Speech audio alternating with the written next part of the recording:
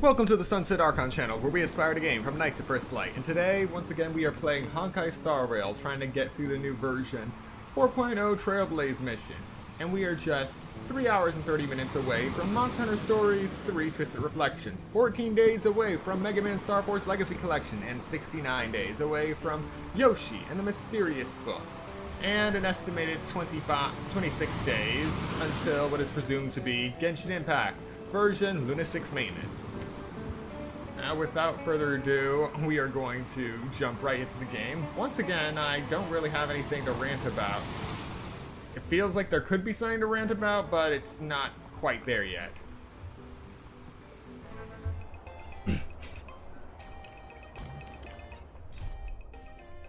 Alright. We're not doing Equilibrium 6. But I have been, now that I have access to Equilibrium level 5, I have been working on my characters again, pushing them beyond level 70 finally. And I decided to start with Anaxa. As a result, I now have 4,459 in attack for her. I'd say that's a good start. Alright, let's continue.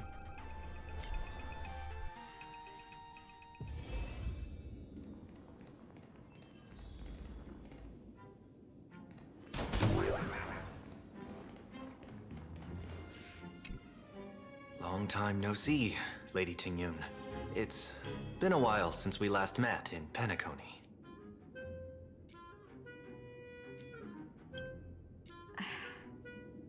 I am truly grateful for your quick thinking.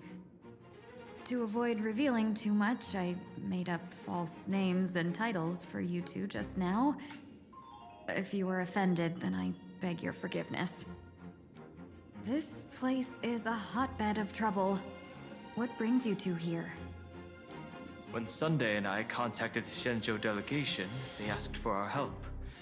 They claimed someone from their group had lost their way here in a foreign land and was captured by a local gang, and they wanted us to help. It was clear there was more to the story, but we came anyway. Who would have thought? It turned out to be true. Lost? Captured. There must be some misunderstanding.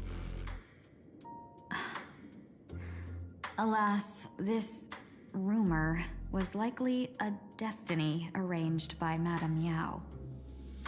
Did you just say Madame Yao? Do you mean the seer strategist from the Shenzhou Yutue? I happened to hear of her back in Penacony too. They say she is the Diviner General, one who lives in seclusion. Did the Alliance send her this time? Lady Tingyun, you stepped into such danger yourself. Do you have a vital mission? You two are no strangers, so I will speak plainly. She's the one who sent me here on this mission. The Sinwish Syndicate invited the notorious Xianzhou's #1 assassin, with the intention of hiring this person to participate in the Phantom Moon games. But the delegation's intelligence revealed that the person was none other than the Stellaron hunter, Blade. Him?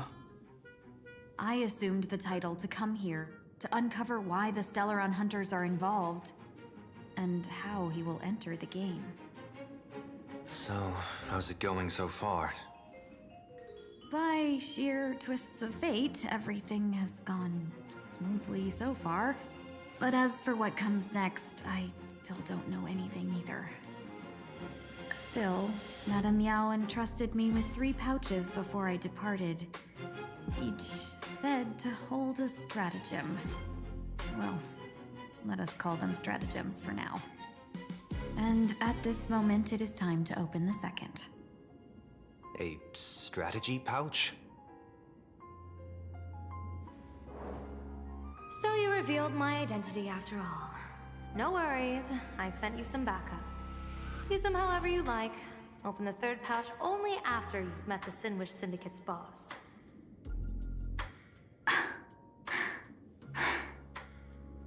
No wonder they also call Madame Yao the Crosstalk General.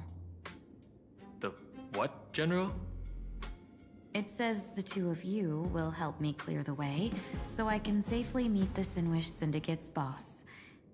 What do you say?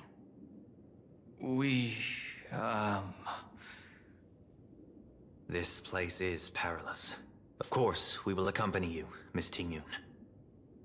As for the Stellaron Hunters, I too find them intriguing. Dan Heng, will you help me gather a bit more information? Of course. Thank you, Sunday.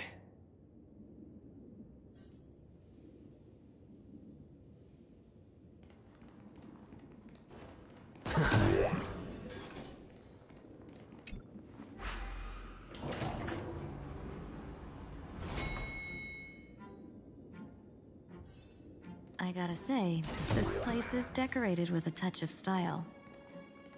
A gang does not always flaunt brute force. More often, they need to flaunt wealth.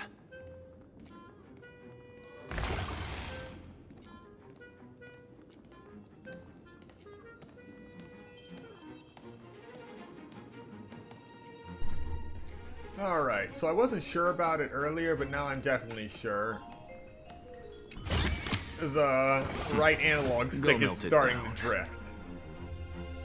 To the left of all places. Before I even realized, the scenery of Northbrook became unrecognizable.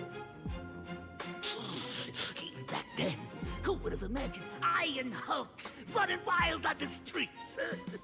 Let alone us gang members being treated like vermin.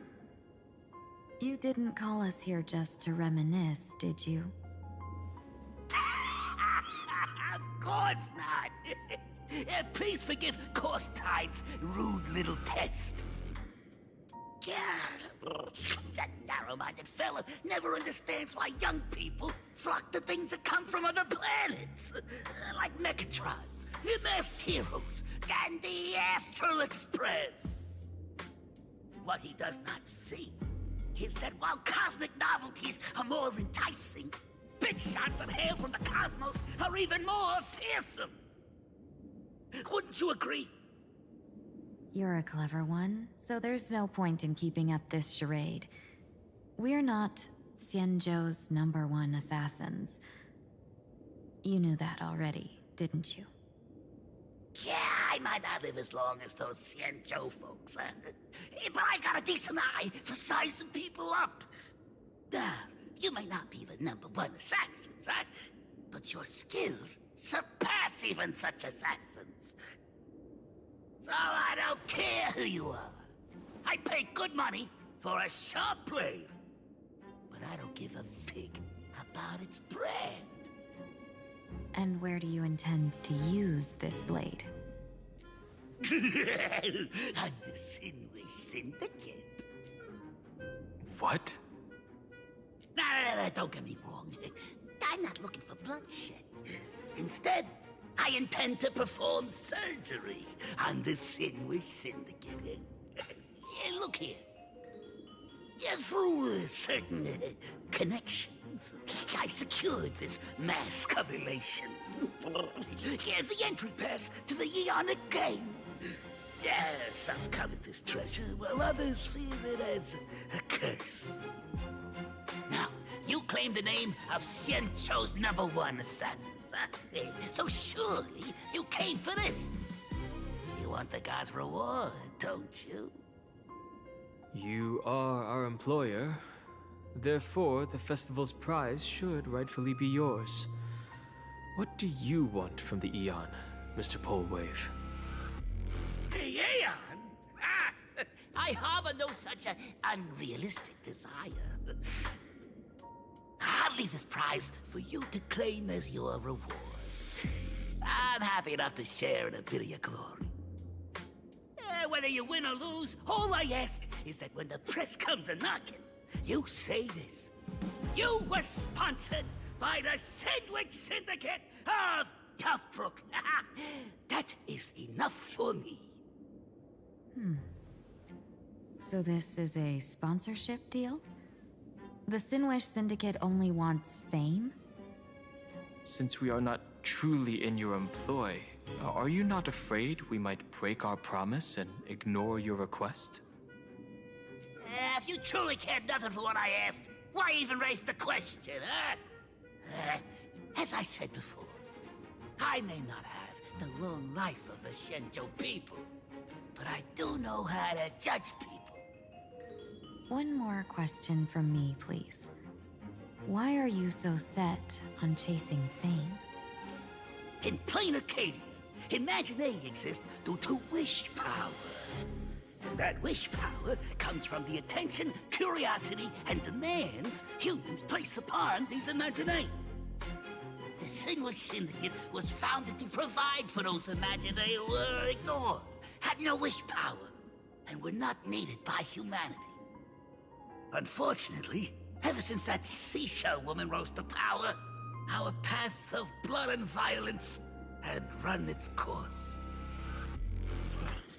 That's why I want the Sinwish Syndicate to take on a new form. One that will draw more attention than ever before.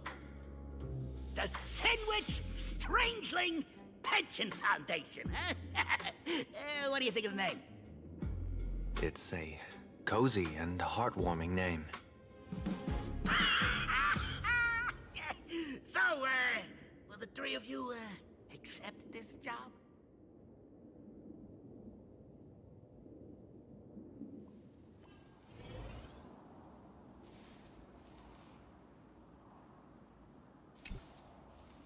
Mr. Polewave's goal is surprisingly grounded. A gang leader won't survive this long by relying on bodyguards. It's about having a sharp instinct for survival. He wants to launder his gang clean, but that will not be easy. In my view, the underboss may not see eye to eye with his boss. My thanks to you both. With your protection, I managed to leave without harm. Yet, we carried off the mask meant for the so-called Xianzhou's #1 assassin. When I think of it that way, this mask feels thorny in my hands. That man. He seeks to enter the Phantasm Moon Games. What does he plan to do? Whatever his purpose, this matter is grave. I'm afraid I must take my leave for now and report to General Yao Guang before making any decisions. No need for that. I've been waiting here for you all for some time. Madam Yao, you came in person? Well, you see, I must admit I passed false information to the two behind you, sending them on a wild goose chase. I should personally ask for their forgiveness.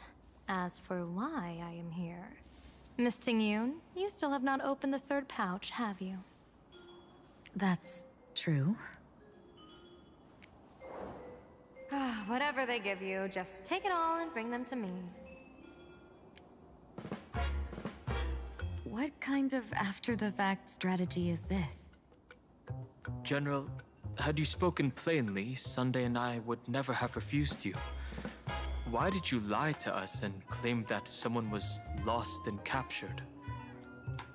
I didn't lie. If not for the appearance of the former Vidyadhara High Elder and the runaway Master of Penacony, Miss Tingyun would still be trapped in those brutes' endless probing. Her being lost and captured was exactly the future I divined. I also foresaw bloodshed awaiting the Sinwish Syndicate. Had it come true, it would have been because Miss Tingyun failed to restrain her strength during the clash. Yet, with you two here, the gangsters' lives were spared. You even foresaw the anomaly with my body. Sometimes even when fate is foreseen, it cannot be changed. Fortunately, things did not come to the worst. As for Mr. Sunday, I've heard so much about you. With my 1,000 feathered eyes, I had the privilege of watching the broadcast of your entire goddess-ending feat in Penacony from far away. Truly magnificent. Let's not speak of that misstep anymore, General. Rather, we have brought back the mask, as you asked. How do you intend to use it? Surely not just to hold it and block the Stellaron Hunter's entry. That was the plan, but from one cost spring 100 outcomes. Now that the mask is in my hands, there are many possibilities. What do you say about using it to lure Blade here and strike him down together?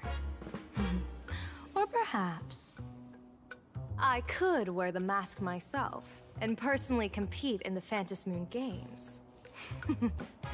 That'd be interesting, right? Each mask used is gone for good. The Stellaron hunters will be left with a real headache. That'd be truly killing two birds with one stone. Madam Yao, this is deadly business. It's no laughing matter. Deadly. Miss Tingyun, that is exactly why I am here. Not to put Blade in his grave, that is. His ties to the Xianzhou have long since frayed. There was no need for me to snatch someone else's assignment and come here only for his sake. Snatch someone else's assignment? So the Xianzhou envoy was supposed to be someone else? To be frank, this journey to Plain Arcadia was meant for Jingyuan, the divine foresight. The Luofu Cloud Knights recently returned from the great battle against Iron Tomb, and the honor should have been his. Yet, before his departure, I cast several divinations on all parties involved and received this result.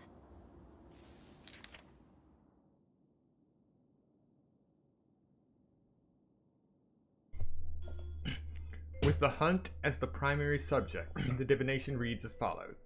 The hexagram resolves as fire. The change occurs at the fourth line. It comes without warning. Incineration, death, abandonment. This is truly ominous. With the preservation as the primary subject, the divination reads as follows.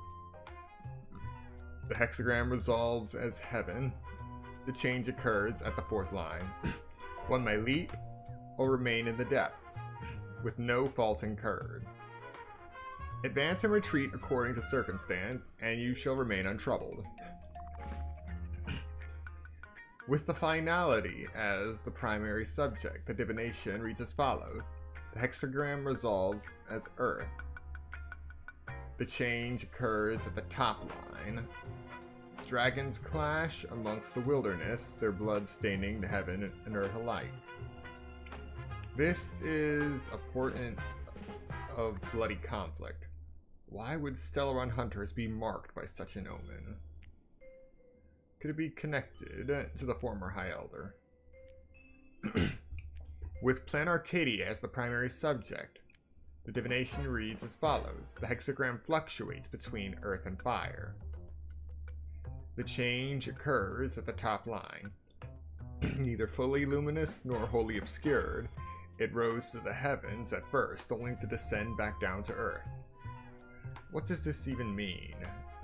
Joy turns to sorrow? With the fate of the next 10 days as the primary subject, the divination reads as follows. The hexagram fluctuates between heaven and thunder. The change occurs at the fifth line. For those who present morals and virtues, no remedy is needed for good fortune to follow. So there are more big shots to come. Just how many more surprises are waiting for me? Incineration, death, abandonment. I may not know divination, but even I can tell that there is no good omen. Unfortunately, the two top diviners of the Yuchui and the Luofu, in other words, my junior sorer, Fu Xuan, and I, cross-checked each other's extrapolations and came to the same astonishing conclusion. An Arbiter General will fall in this Arcadia of Elation. Even so, you're still taking the mission meant for Jingyuan? Yes. I contacted the Marshal and took over the task. I've simply never seen such a bizarre fate and wanted to witness it. Even if it means your death? It's only death. If I can die in these Phantom Moon games to achieve a moment of godhood, then my death won't have sullied the Xianzhou's honor. Miss Tingyun, hand me the mask.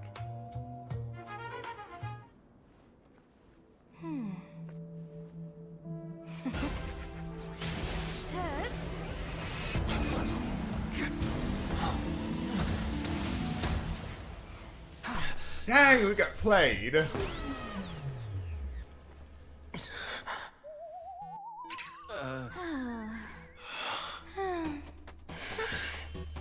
Well done. You have hit your fitness goal. Another active and fulfilling day. Really? Sorry, Sunday. My body instinctively sensed danger.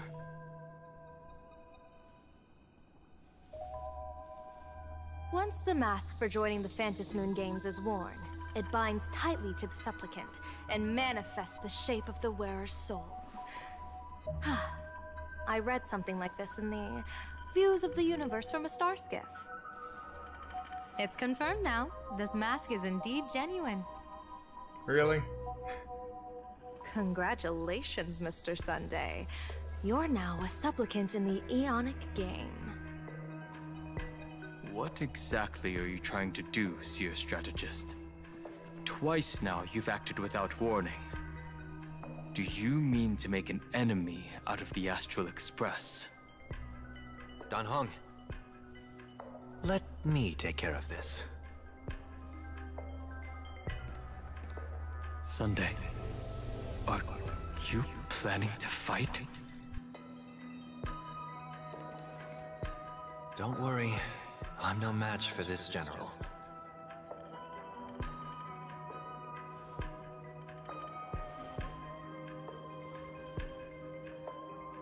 General Yao Guang, how do you pierce my thoughts? I ran a check with my tuning, and there were no signs of any outside intrusion. They say a diviner can't read hearts. I call that the excuse of mediocrity. Mr. Sunday, you're fascinated by the Phantom Moon games. You even wondered, what if I wore this mask, didn't you? You can even divine thoughts like that?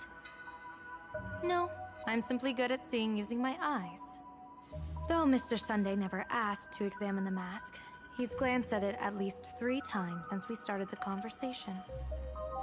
Given the character and manners of someone as noble as him, I can't think of any motive for this action but genuine interest. Sunday? Yes, I did think of it. For a moment, I even considered putting it on. So, I merely gave you what you desired. This is no trap. It's just an unexpected gift. During the Phantom Moon games, I'll give every ounce of aid I can to help you seize your chance to have an audience with the Eon.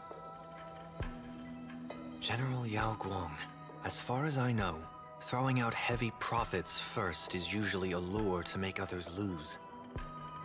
We've only just met. I don't understand why you'd go this far. Why belittle yourself?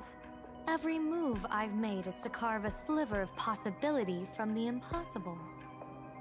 With my eye of Ishvara, I see you're the only one in this land who doesn't need to do a thing for me. Simply acting on your own will can bring change. Your own will? Indeed. Dan Heng, I do want to learn more about this world. Because this world of elation fascinates me. Is plain Arcadia truly a paradise? An Arcadia that its name claims. I once pursued a mistaken vision of paradise with stubborn resolve. Even now, I can't say for sure what a true paradise should look like. That's why I want to see with my own eyes whether this Arcadia lives up to its name. So then, as long as Mr. Sunday acts, that omen of death Madame Yao foresaw. Of course it would still come to pass. Did you think just a lavish gift could let you stroll out of Destiny's shackles alive? Pardon me for butting in, but does the Xianzhou know about this? This is such serious business. I'd never make this decision on my own. I've talked it over with the 6 charioteers of the Yuchue. If something happens to me, I'll line up a solid successor. She headed to the Yuchue on the day I left on this mission, just in case anything went wrong. There, with the other potential successors picked by the 6 charioteers, she'll train at the Omniscience Sapientia Academe in divination arts, war strategies, and civil governance. You mean Lady Fushuan? She'd take over the Yuchue after you?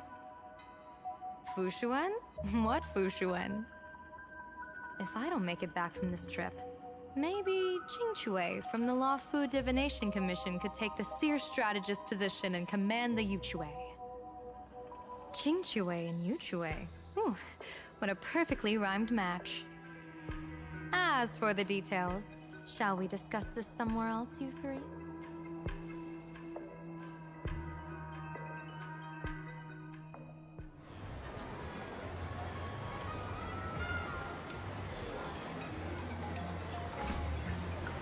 Map says the Ashen Detective Agency should be right here. But why is there just a magazine publisher's office? Holy for bowling! Big drama hit Graphia Academy! A furbo? Taking photos? You really can find anything in the land blessed by, uh-huh. Let's go ask for directions.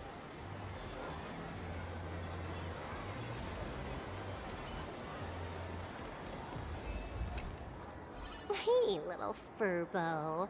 Know if there's an Ashen Detective Agency nearby? 1,000 credits on the ground. I might recall the spot. 10,000 for directions? Fine. Job first. Oh, wow. Looks like 10,000 credits from my account just hopped to end up in yours for no reason. Now, spill. Whoa! Generous, miss. The place you're looking for is upstairs. That detective's renting my boss's space for his agency. But he's zonked out in the day, and his doors are locked at night. No clue how he earns any money. Maybe he's a vampire? So they're closed? Then how do I meet this Ashen Detective?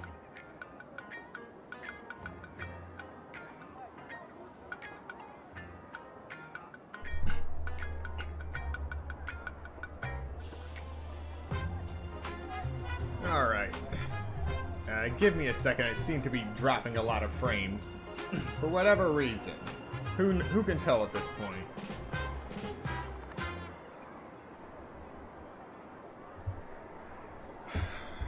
Alright, give me one moment.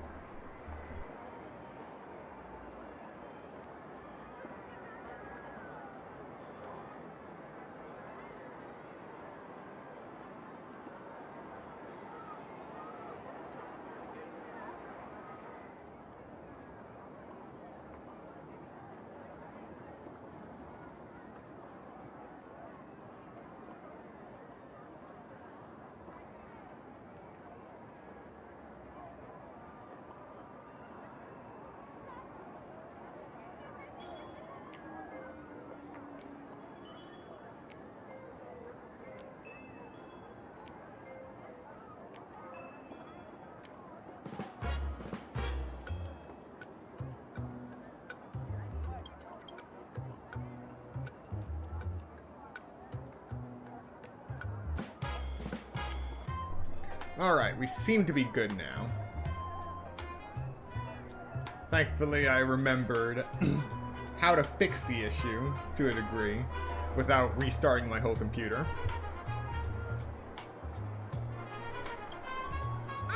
Beats me. But if I find 50,000 credits on the ground, I might recall that too. Don't push your luck. You stinky furbo! Begging for a smack! Scamming our guest! Ooh, time to go!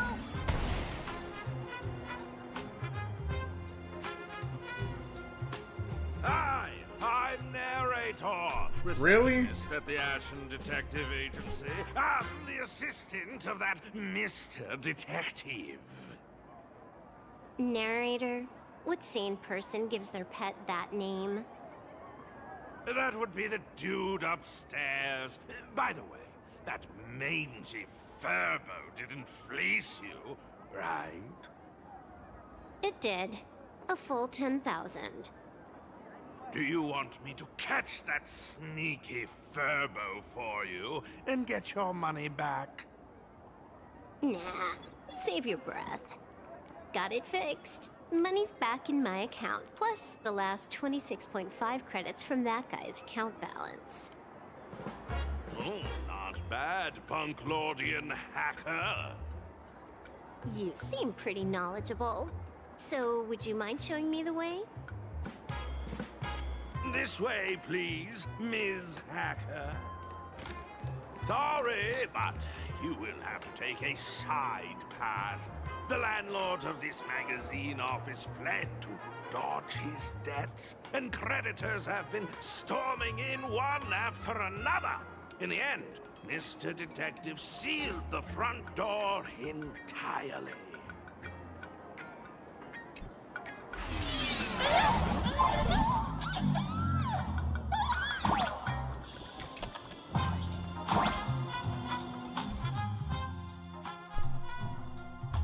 A new form imbued with special power. Press the ability button to shoot arrows, which interact with mechanisms, pix coins, and other objects. So, there's even a shooting button. That's interesting.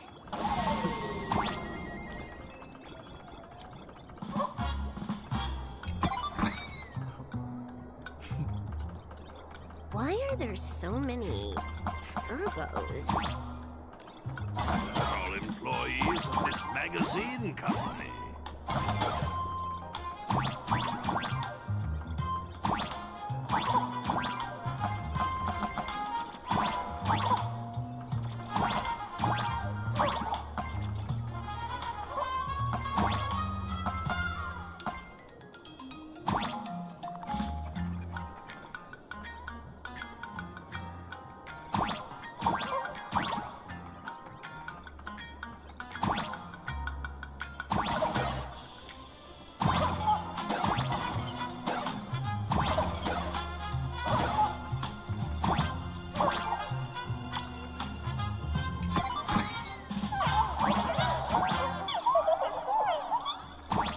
Why does this scene feel like a punishment round from a game?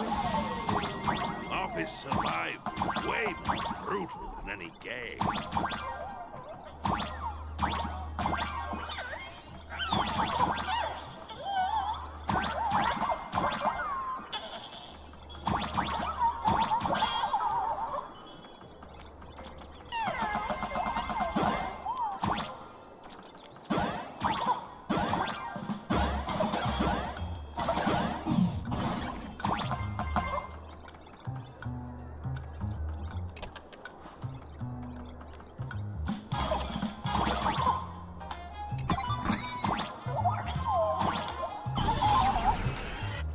So, this is where the detective lives? Yes, his office and living quarters are one and the same. It is a little shabby, I admit. At this hour, he is probably fast asleep. Visitors here are rare indeed. Visitors being rare. That really does sound a little sad. Please, come with me. I will wake him at once.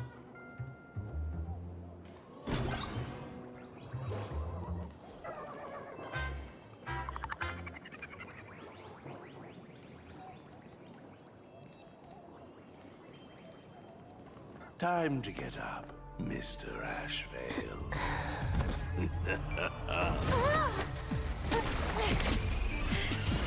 How many times do I have to say it? Just leave the delivery at the door. To disturb my sleep? Mr. Ashvale, This lady is not here for food delivery. Oh, then she must be here to kill me. Sadly, not that either. Sadly. What do you mean, sadly? Not here to deliver food and not here to kill me. How strange. Oh, then you must be a client. You are here to hire me for a case. Your order of guesses is a little heartbreaking. Yes, I am here to commission you. Something has been stolen. Not gonna lie, she was ready to kill him. Oh, what did you lose? A person, along with an ancient mask that should have been mine. Interesting. Are you here to join the Phantom Moon Games? At that moment, a cloud of suspicion rises in the detective's mind. Who exactly is this girl? Mr. N, stop the voiceover when we're talking business. Oh, stop! You pay me 900 credits an hour plus 2 bananas just for this, don't you? Yes, but at least throw me a few clues while you work. Between the detective and their assistant, at least one of them should know a thing or two about deduction, right? A name flashed through the otherwise empty mind of the detective. This unremarkable-looking girl was, in fact, one of the top 10 most wanted terrorists on the IPC's bounty list, a Stellaron hunter. Kafka! It's Silverwolf! She's Silverwolf! Mr. Ashvale, did you get your head caught in the fridge door or something? I feel like I need to wipe my personal data again. One of the Interastral Peace Corporation's most wanted fugitives with the highest bounties comes to commission a broke detective. Ooh. I have seen plenty of stories like this. So, the next thing would be me getting dragged into a massive conspiracy and forced to run for my life, right? Drop the paranoia. I came to you because I hacked into the Security Bureau's criminal record system. What I found was shocking. In all those bizarre police cases, you were hired again and again. The curious case of the Harmony Sect Communion, the mystery of the Ghost Bullet Worm Express, the serial ghost resurrection incident, the super non-serial locked room murders at Kooky House, you helped solve them all. You may not be the most famous, but you're probably the most capable detective around here, right? Is nothing private anymore. Whatever, tell me, how did you lose your mask? Today was supposed to be our meeting with the Sinwish Syndicate. All right, now let's talk about the commission fee. Excuse me, I haven't even finished my sentence yet. A true great detective can know a case without ever leaving the room. While he sleeps, I gather the intel. We already have the basics about today's fiasco with the Sinwish Syndicate, and those 3 Cienjo #1 assassins who scammed the mask. Can you handle it? Money is not a problem. Do you take dirty money? Sorry, no dirty money. And please do not withdraw your payment plus the account balance after paying. Oh, then how about this? This is the IPC's turf, right? Turn me in for the bounty. You take the reward, and I bolt afterward. We Stellaron hunters sometimes use that trick to raise funds. Or maybe we could discuss the possibility of taking dirty money? 30 million credits? Pay us after the work's done. Deal. I'll try to get that money over the next few days. Here's my contact info. Update me the moment you have any news. Pay us after the work? When did our office have a rule like that? That roll got made just now. Oh, my dear Mr. N, did you truly want to take dirty money? I have come up with another way to make money. Let me reach out to a certain big shot first. Madam Pearl, I've obtained solid intel. Mr. Ashvale, the chance of you initiating a call at this hour is under 5%. Let me guess. Perhaps you are finally ready to consider my offer. No, I found the trail of the Stellaron Hunters. They are here in plain Arcadia, and they even plan to crash the Phantom Moon Games. I can send you her coordinates quietly, without anyone noticing. Quietly, without anyone noticing. The Phantom Moon Games? Well, when your IPC chose to speedrun it, it was fated to be more than just a game of fun. And you want me to take part? That is asking a bit much of an old man. Ah, we should have taken that hacker's deal earlier and turned her in for the bounty. An unexpected bonus. So Pearl still has other masks hidden away. That makes things much easier. Seems that listening in on one's partners after wrapping up business is a habit worth keeping. Hey, lady, where are you? Did you find the mask? Not yet, but I've got a new lead. We might have lost one mask, so I just need to find another. Fine. Promise me this. Next time, don't take contracts on the dark web using names like Xianzhou's #1 assassin. Okay, okay. By the way, can you tell me what script Elio gave you this time? A completely blank page.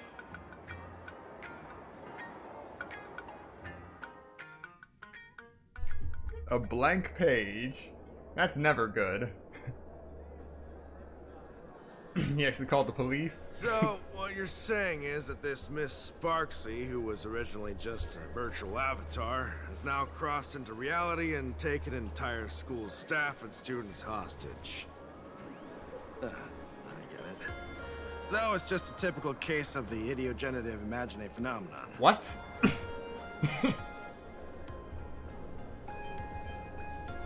Yeah, you could say that according to the old superstition. Modern science believes that when something receives excessive attention, it would suddenly gain life and becomes an imagine due to the accumulation of too much wish power. Well, what kind of modern science is that supposed to be? Plain Arcadia's modern science, of course. Uh-huh. Outworld visitors might find this kind of thing strange, but it's not exactly rare around here. Certain historical eras had imagine popping up non-stop like mushrooms after a shower. Things are different now, but if you're not careful, you might still find characters from popular comics suddenly show up in the flesh. Sorry, used a bit of jargon there. Idiogenerative here means something born of chance and circumstance. These imagine arise from incidental events. That's quite different from progenitive imagine, which reproduce by having artists draw their offspring. Heading out? Where to? Oh, you mean going to Graphia Academy to arrest this illegal imagine? We can't. I just received notice from the Department of Aberration Defense. The first supplicant of these Phantom Moon Games has revealed herself, and she's none other than Miss Sparksy, the one you mentioned. Although you're honored guests of the Astral Express, you seem completely unfamiliar with the laws and customs of this world. During the Phantom Moon Games, we do not traditionally interfere with supplicants' actions. That's their privilege. In other words, since she's a supplicant, we security officers can't do anything unless she causes actual harm. She took the entire school hostage. He's saying she took a school hostage, but the intel I have says otherwise. Oh, right. The news broadcast is about to start. Here to watch? Hello, everyone! Welcome to Full Wish TV's special news segment, Arcadian Morning Report. I'm your host, Poofy. Hi, everyone! I'm your host, Snowy! We've entered year 1999 of the Arcadian calendar. What an exciting time! Just one more year until the new millennium. Over 500 years ago, a famous prophet made a prediction. In year 1999, a terrifying devil will descend from the sky.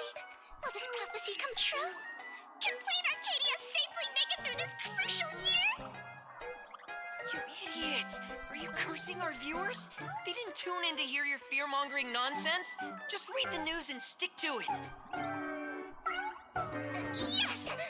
Incredibly, after just 15 years, the Phantom Moon is full again, and the time for the Phantom Moon Games is upon us once more. Surely a blessing from the Master of Elation upon us, Arcadia! Which supplicants will appear in these Phantom Moon Games? And what mind-blowing miracles will they bring to everyone? With permission from the Department of Aberration Defense, we'll be following and reporting on the Phantom Moon Games from start to finish. Just now, the first masked supplicant has appeared. How intriguing! Who are they, and where did they come from? Let's take a look. Wow! Internet-famous streamer Miss Sparksy announced 2 hours ago that she's donning a mask to become a supplicant! The Department of Aberration Defense has confirmed the news is authentic!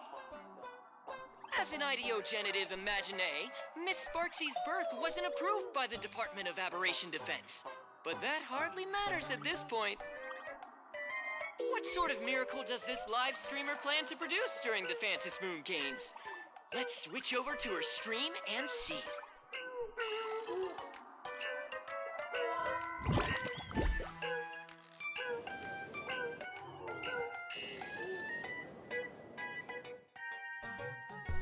Well, this is interesting. And we're back from the commercial break. A big thank you to Love Insurance for being the title sponsor of today's Sparkstacular Arcadian Adventures livestream. One person, 1,000 faces. 1,000 faces, one person. Who will Sparksicle become today? Ta-da! Time for the big reveal! Everyone, follow along with Dean Sparksy of Graphia Academy as we check out how our new transfer student is settling in. Marge, say hi to the camera.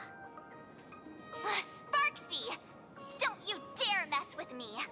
I, March, am not someone you can easily push around. I'll have you know I'm the disciple of General Jing Yuan of the Luofu and General Huayan of the Zhu Ming. I've undergone rigorous Xianzhou sword training. Others might fear you, but I sure don't. My, March seems quite worked up. Is it because she's a bit nervous about her first live interview? All right then. Now, let me interview my colleague, Mr. Yang.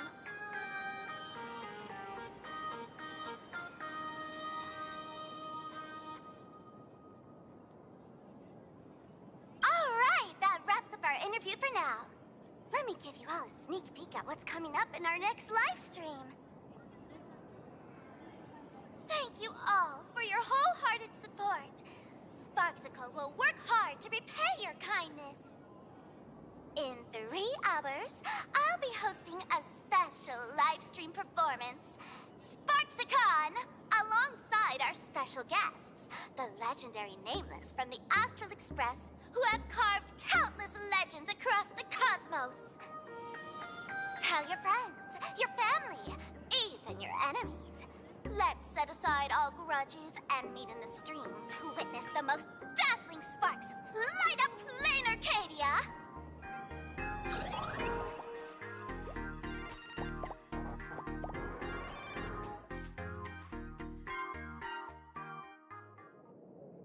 No, see, Miss Sparksy was just doing a program with your friend. It's fine, really.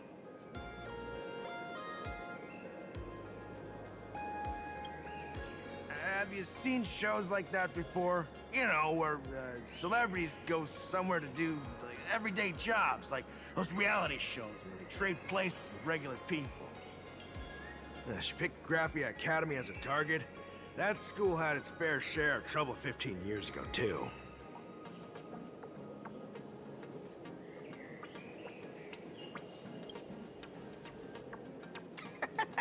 So these are the nameless of the Astral Express? That's hilarious! I heard they're supposed to be great heroes who saved other worlds. Look at them now! Switching to comedy in a heartbeat.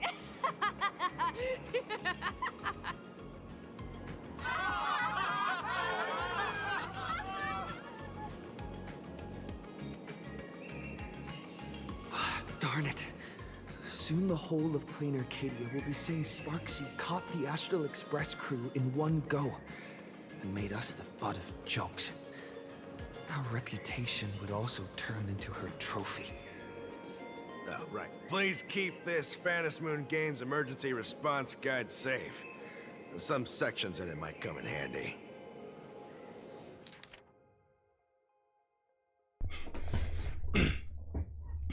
Phantasmoon Games Emergency Response Guide. During the Phantasmoon Games, numerous unpredictable aberrations and incidents will occur throughout Planet Arcadia due to factors such as miracles offered by supplicants, oversaturated wish power, and concentrated generation of aberrant disasters. All local residents and off-world visitors are advised to stay calm, stay tuned to news reports from the Department of Aberration Defense, steer clear of dangerous zones, and safely enjoy the Phantasmoon Games.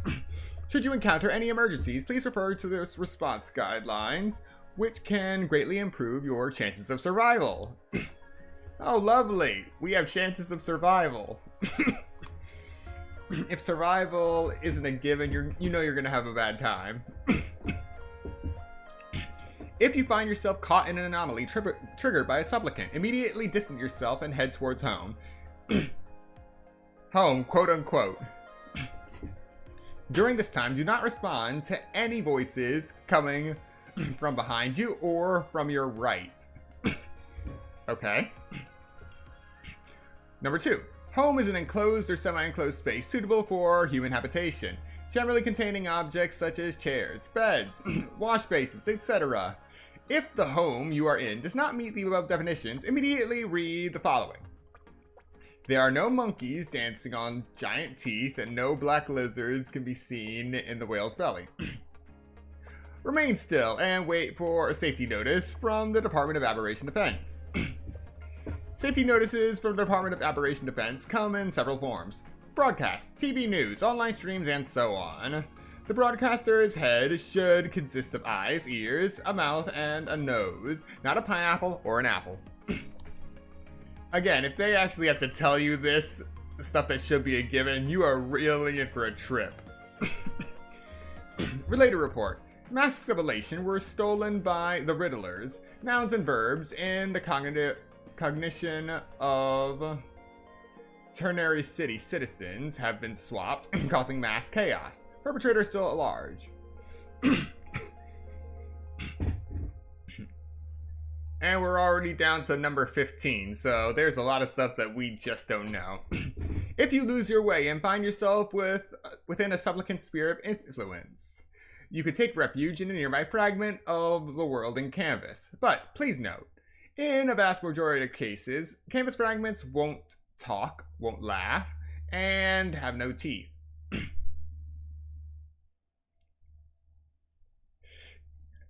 You know what? I'm pretty it feels like I'm being trolled with this guide. As if this guide was actually made by a supplicant. They're just messing with you at this point. Number 16. The safe zone at the edge of the world in Canvas retains close to reality's three-dimensional coordinate axes. If you notice your body is starting to become two-dimensional, immediately turn back the way you came. Number 30. Objects that fall from the sky en masse are usually rain. Rain is a collection of water, not candy, and definitely not vintage flip phones. If you encounter a similar phenomenon, do not answer messages from the candy, and do not eat the phone. Okay, now I know they're trolling me. Do not answer messages from the candy and do not eat the phone. Number 31. A joke is a piece of information designed to induce laughter and does not possess the ability to move. If a joke claims it's heading to its friend, the refrigerator's wedding, to steal away its electric toothbrush bride, please board the nearest science fiction novel and get out of there. What? Related report. A masked fool exploited the gift of laughter to create infinite improbability phenomenon in Rainbow City, and was subsequently taken down in a joint operation by the Tavern and the Department of Aberration Defense. Number 102. If you happen to get trapped inside a television, stand as close to the screen as possible to maximize your on-screen presence. When you hear children's songs being sung in chorus around you, whatever you do, do not sing along. Number 103. When attempting the above, make sure you're inside the TV, not trying to walk into it. Related report. Children's program host lures massive audience into a carefree fairy tale kingdom, now officially classified as a kidnapping case. Okay, now I'm starting to get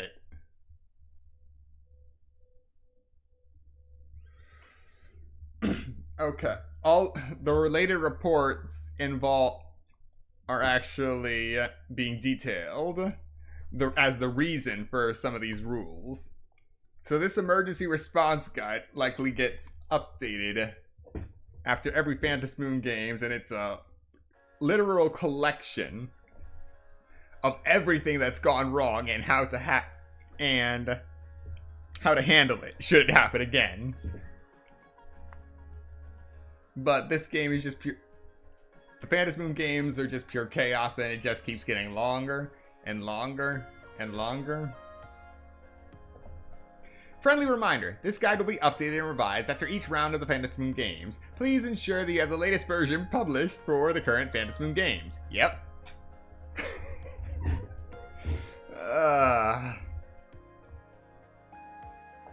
This is gonna be a messed up... This is gonna be a messed up year playing this game. If there's nothing else, I'll be going now. See ya. See? I told you so. Even calling the police was useless. Right now, you're their only hope. And that red boss lady of yours. She's here too. Are you all right? Did you get hurt when you ran away?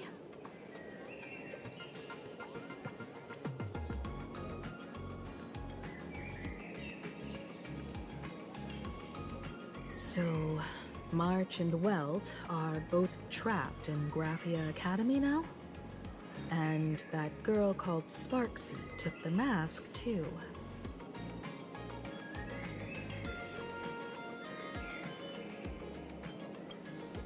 No, it's not your fault. I underestimated the complexity of the situation behind these games. Coming back to my homeland was meant to be a relaxing vacation for everyone. And I also wanted you and March to experience the atmosphere of elation in this world. Throughout the history of the Phantom Moon games, there have been many instances of cooperation between supplicants. But this time, forces from across the cosmos have turned this into their own high-stakes poker table. Rather than honoring the elation, these players are far more eager to savor victory for themselves, itching to knock everyone else out of the game. Sparksy is one such troublemaker.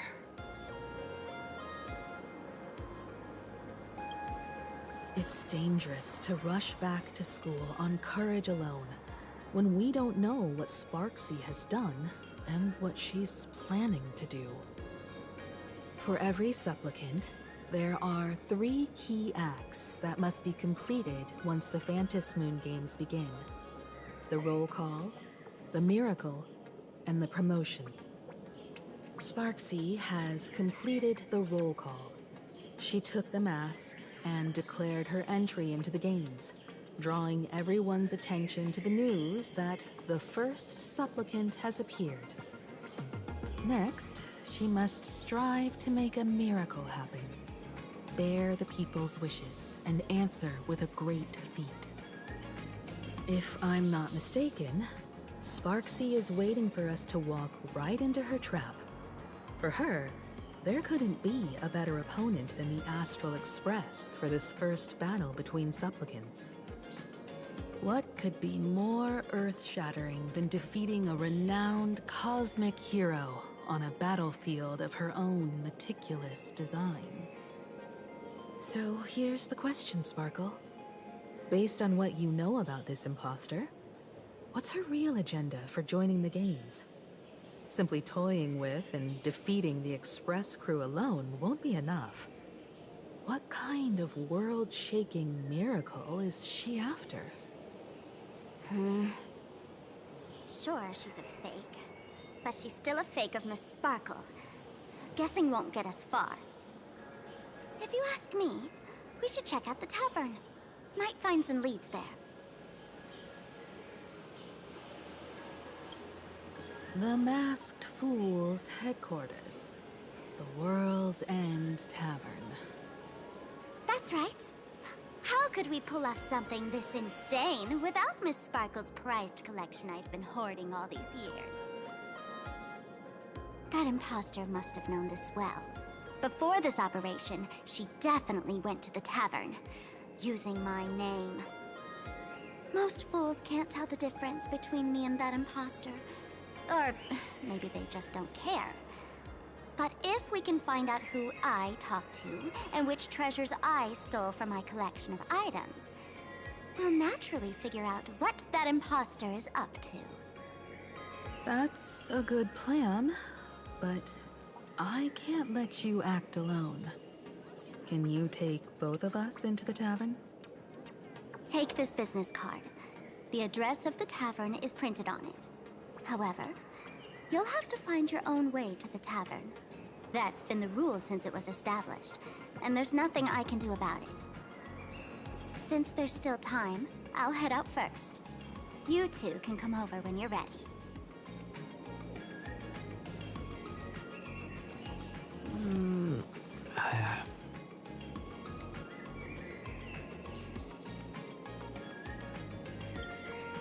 Relax. To step into the Elation's right, what you need the most is ease. Don't dance to your enemy's tune. Find your own rhythm. Now it's our turn to set the steps.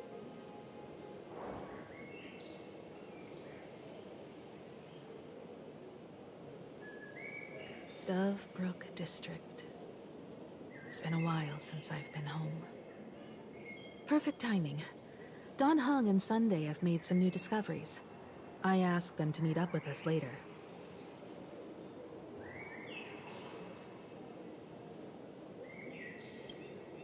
Don't get your hopes up too high. Looks like this vacation trip has gone right back to our usual trouble magnet mode. Now this is the kind of vacation the Nameless just has to savor.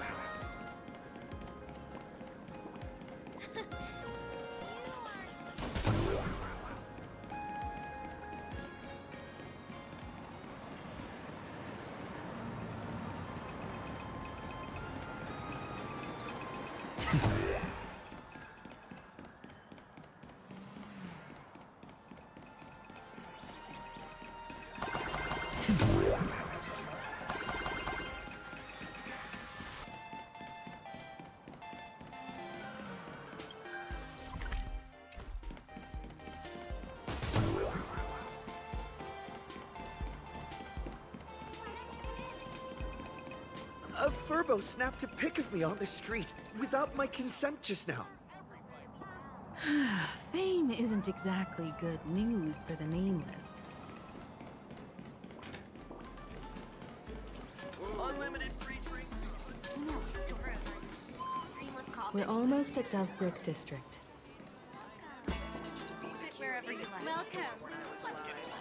This time.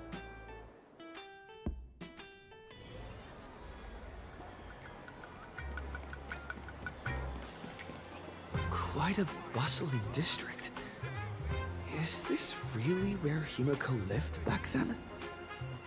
It's been 15 years since I've been back. I wonder what's become of these houses now. If they're being rented out, or if they've been sold off already. Perhaps they've become like the Graffia family. Nothing but empty shells of their former glory. Let's go. Stay safe on the road.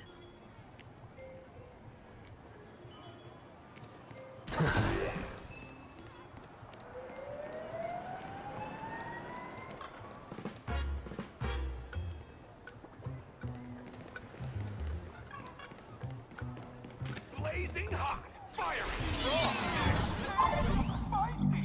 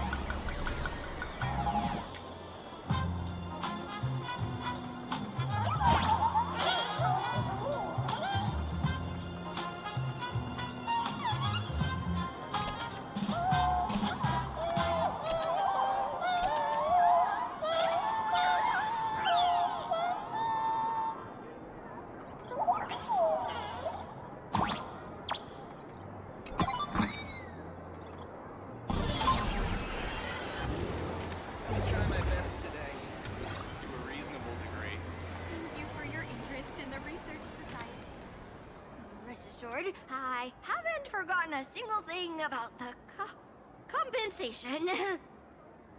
This Furbo was actually waiting outside the magazine's office just to make amends? Furbo absurdo. And you are?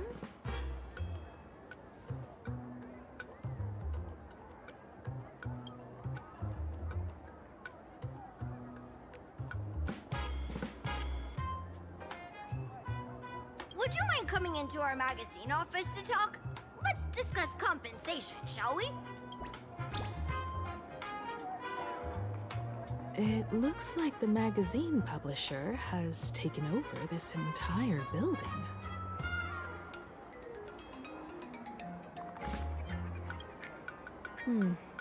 Strictly speaking, the entire street where this building stands belongs to my family's estate. It's said that, in their heyday, the Graphia family owned property all across plain Arcadia. But by my generation, very little was left. When my journey reaches its end, will anyone in this world be able to inherit anything from me? Sorry, I made things a bit too heavy there.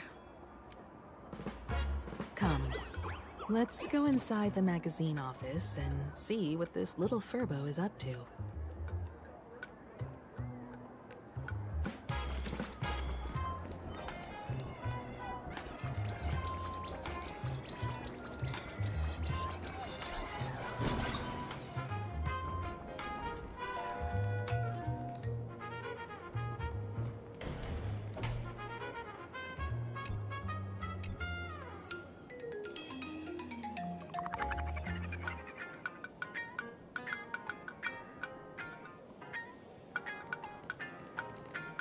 Hey there, Paraprince! I brought quite an impressive creditor to visit you. Beep beep.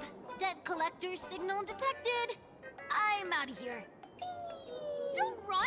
It's the Great Raccoon from the Astral Express! Furbos and raccoons. We're all one big family. Beep boop. Family or not, you're all just here to collect debts, aren't you?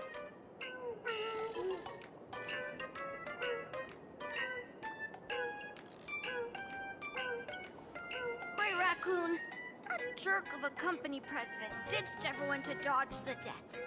We brothers haven't gotten paid in months.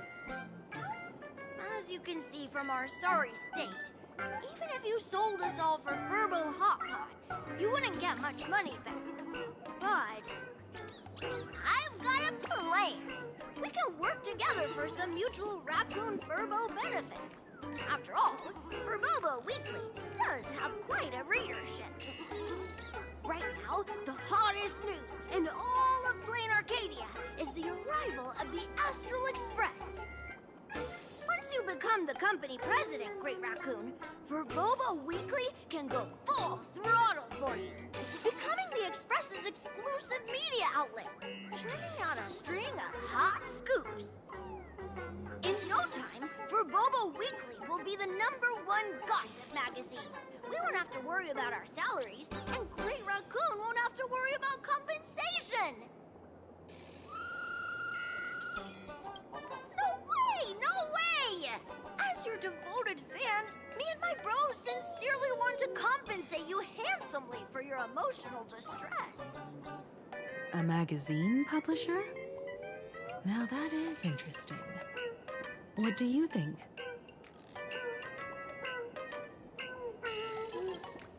I knew you wouldn't pass up an opportunity like this.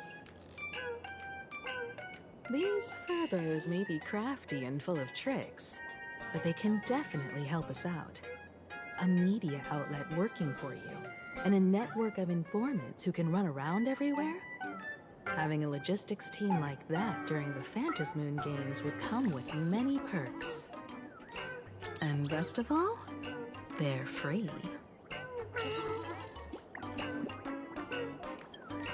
Being a company president is actually super easy. Just follow me. You say that it's easy, yet your last one skipped town.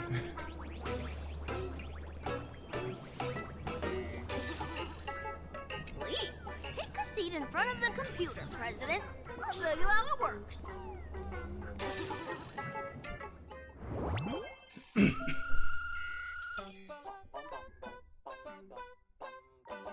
For Bobocom new CEO starter guide. Successfully logged into for Bobocom editor backend system. Position, President. Operating guidelines. The Furbo journalists will invite you to their work group chat. Remember to save any good stickers. Number 2, help yourself to the coffee and tea in the break room. Number 3, though it's usually not that great. Number 4, from 2 p.m. to midnight is when the magazine's most active, so try to stay online as much as possible. Number 5, the Furbos are very obedient. As long as you know a little about management and handling subordinates, they can write any article. Number 6, but they run into problems. If they run into problems they can't solve, well, the staff might be entry level, but the president sure isn't. That's on you. Number 7, remember, there are only Furbos and the president here. If you notice anyone else's presence, don't look at them, don't respond. Number 8, last but not least, from here on, you can't leave. From your caring predecessor, the former president. Oh. I hope this guy's rotting in some IPC mine somewhere.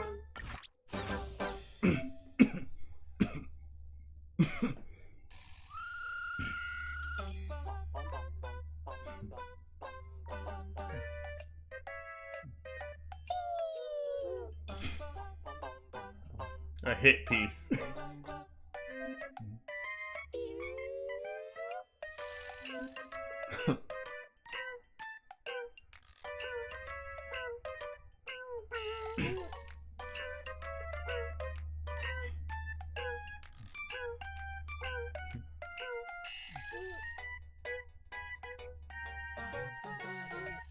I got no interest in clout.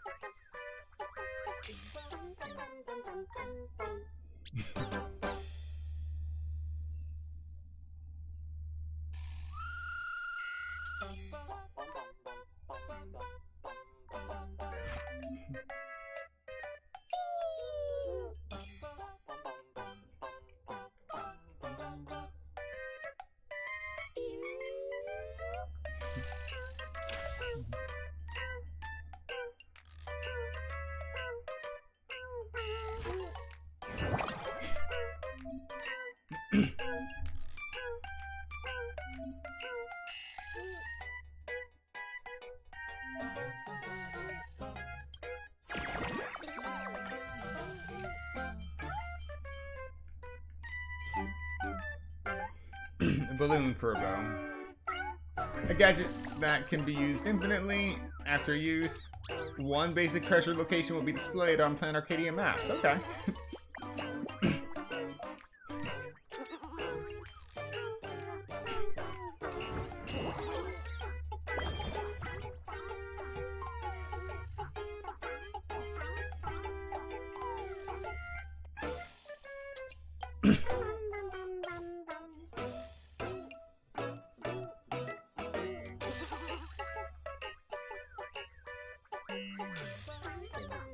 I have no idea how I already have 2,400 of these things.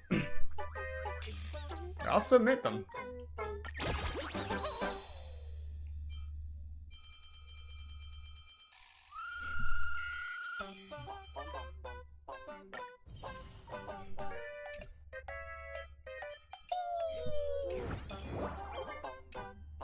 That's all it takes?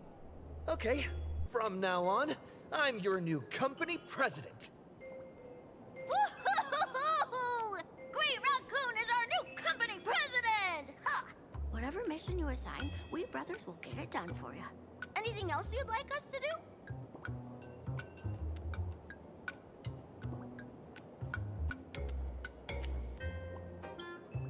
Boss, you don't like Verbobo gossip? What name would you prefer then?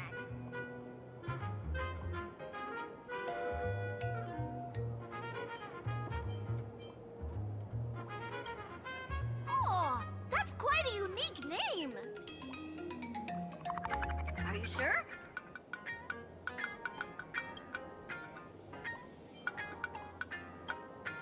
In return, make sure you create some big news stories. Oh, and that journalist Furbo who wrote that slander about you? HR will fire him. We don't need an employee around here who's got beef with the company president.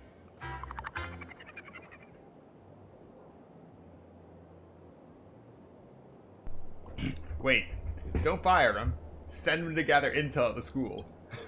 I heard a supplicant has appeared at Graphia Academy. Should we have him take some pictures there for you? No problem. I'll arrange it right away. This Furbo will issue the order. Stay tuned for his first-hand report. Looks like you're already getting into the groove of being a company president. We're pretty much done here, and Dan Heng and Sunday should be arriving soon as well. I'll just have them meet us here at the publishing house.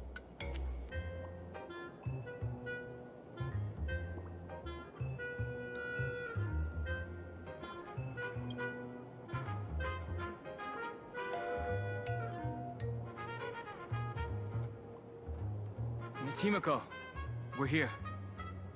Slower than expected, huh?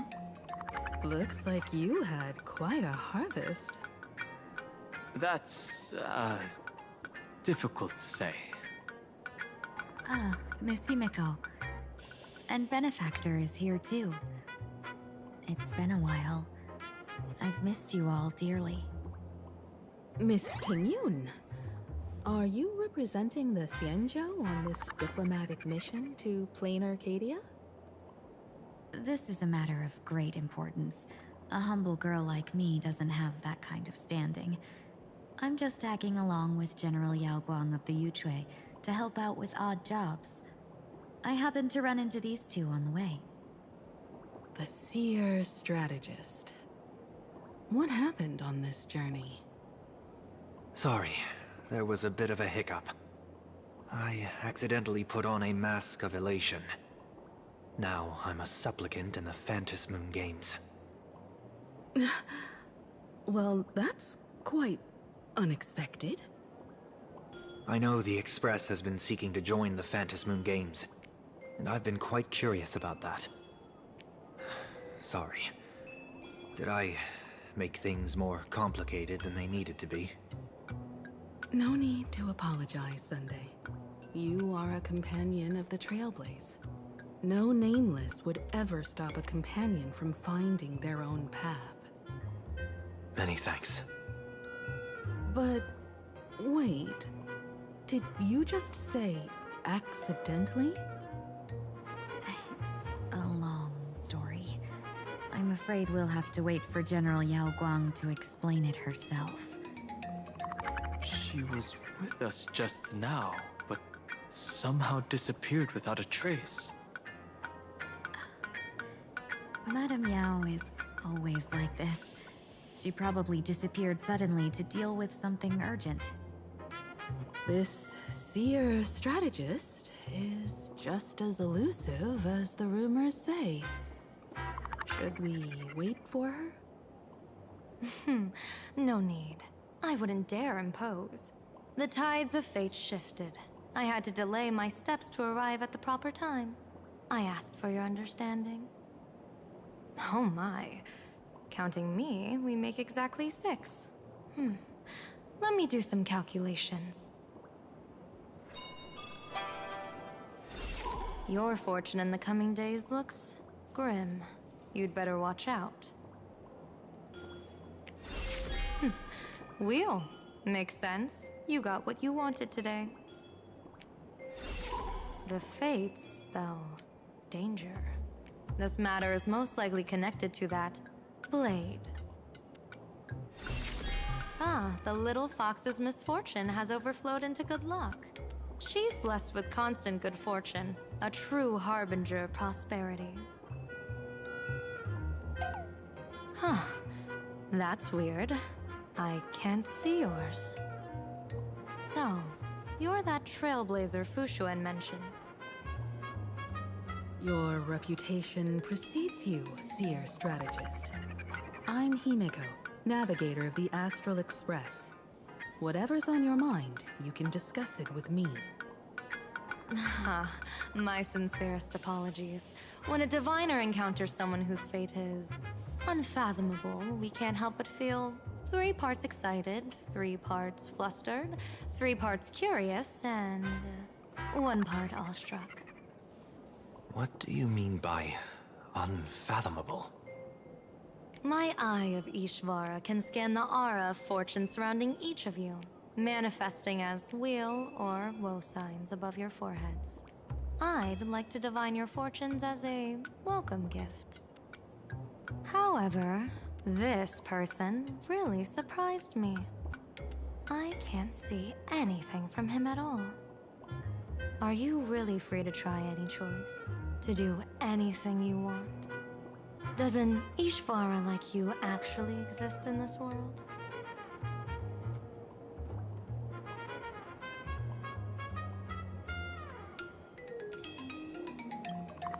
Everyone has options in life. But some options, they can't help you escape your fate. What do you think this means, General?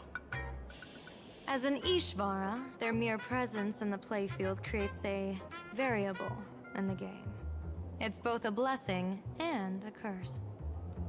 As I said before, the weal and woe of us 6 align with the 6 lines of divination. If he represents woe, then the hexagram falls to water, where dangers lurk above and below, spelling doom. If he brings weal, then the hexagram shifts between wind and water, presenting a great opportunity to strike. Auspicious. So, the fate of our journey in plain Arcadia rests on his decision.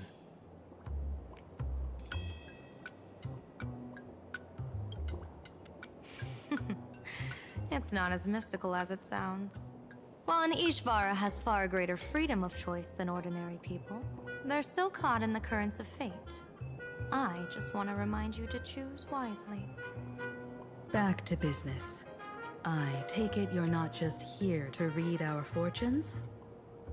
I am here to greet everyone, to apologize to the Express Navigator for my previous indiscretions, and to borrow someone from you.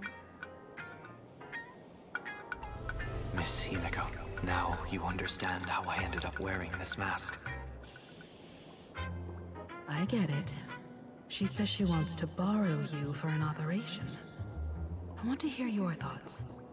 If you're not comfortable refusing, I can speak up for you. Oh, you two. No need for whispers. I can hear you loud and clear. How did you... Well, since the General heard us, would you mind telling us your reasons for doing this? I'm collecting variables. During this journey, I'll be acting as unpredictably and irrationally as possible. Don't be surprised. Some Arbiter Generals excel in battle with their wit and valor. Others master the art of forging weapons, and some guard the Netherworld with their lives. I, however, fight for the Alliance by calculating and manipulating fate itself, peeking into the future. I'm here to discuss matters regarding the Anti-Destruction Alliance, and then I'll head to Astropolis for the vote. That's the real business. But according to the divination, this Arcadian world faces an extraordinary danger. When a bird's nest falls, no egg will remain unbroken. Are you saying we'll all perish along with plain Arcadia? What's going on here?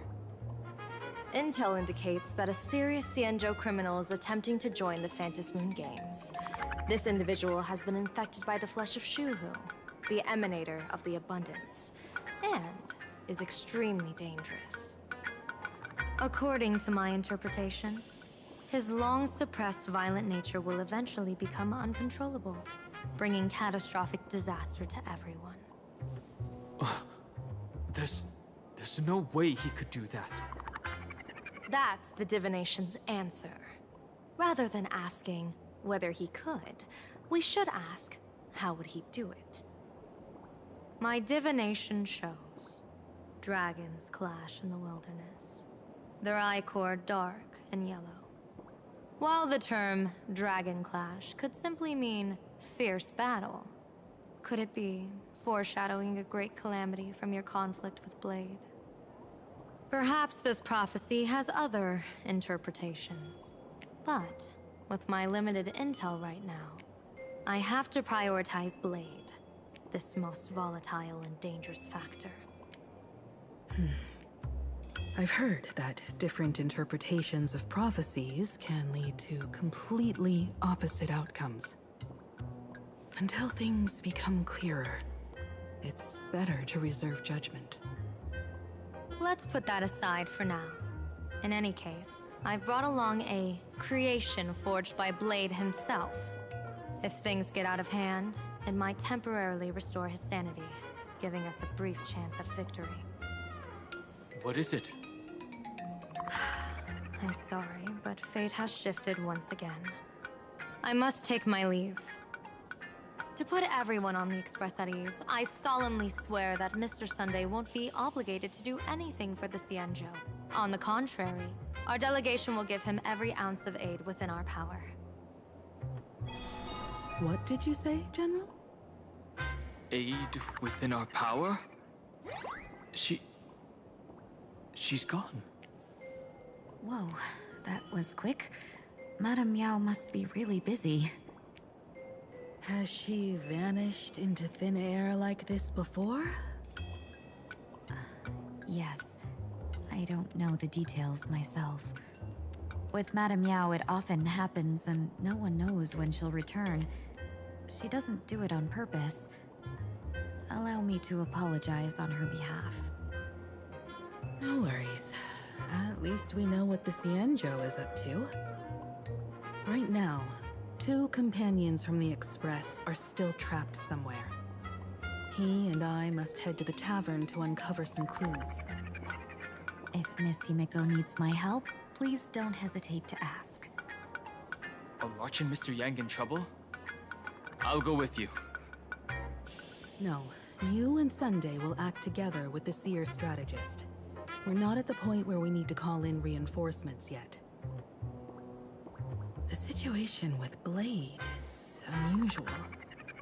That Seer strategist's concerns aren't just baseless worries. I don't want to see the Phantom Moon Games bring catastrophe to my homeland. So this is also my request.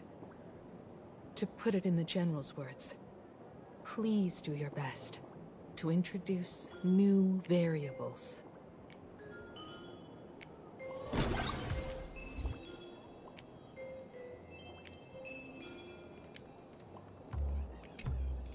I understand Miss Himiko's intentions.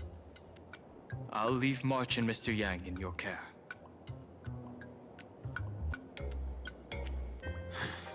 Blade's appearance means the Stellaron hunters are also on the move in this world.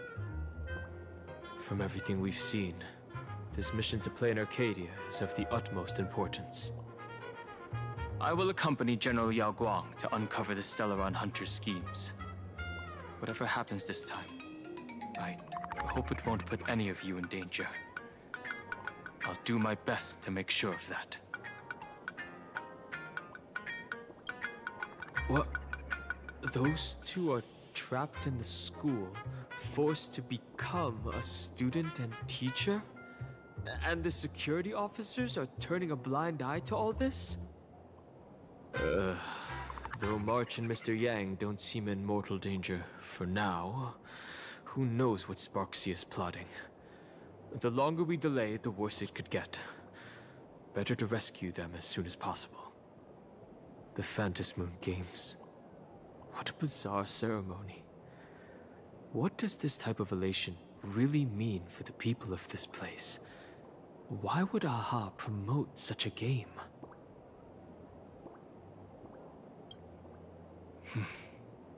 Whatever happens, keep me posted on how things go.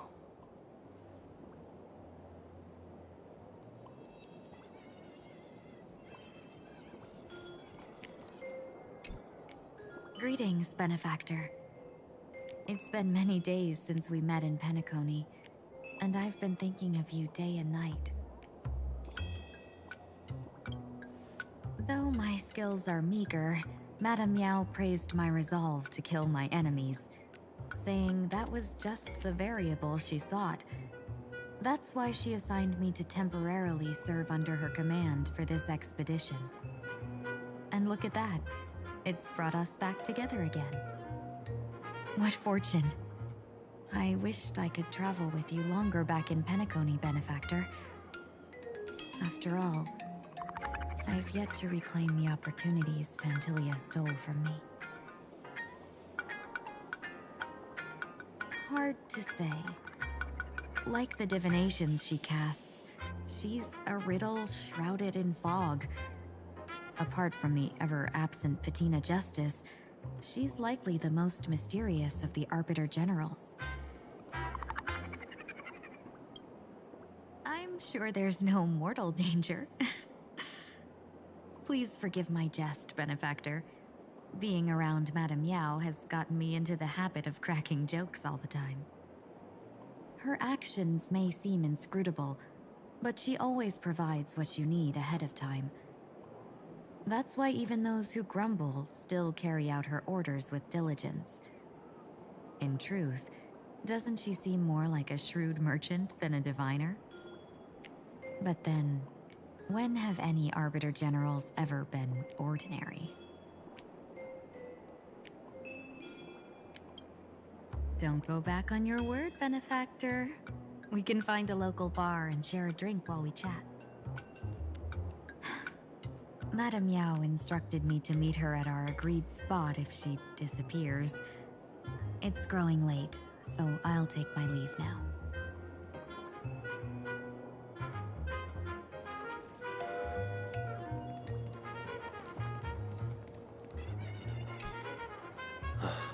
Mask of Elation can reflect the shape of one's soul. Sure. In Penacony's decorative arts, ravens often symbolize the hidden desires and whispers of humans' dreamscapes.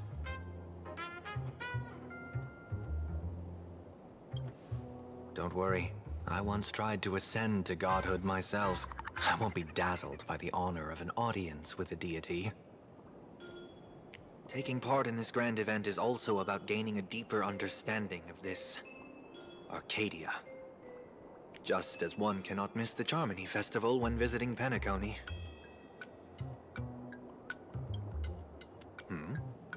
There's no rule saying that supplicants of the Phantom Moon Games have to fight each other, right? On the contrary, for the elation, shouldn't laughter be a resonance that comes from within each other's hearts?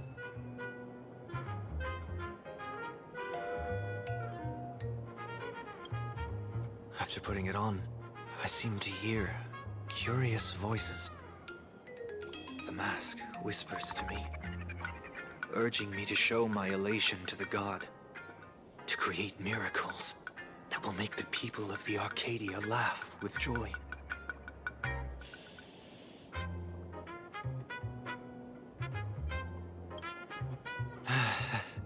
That's a good one.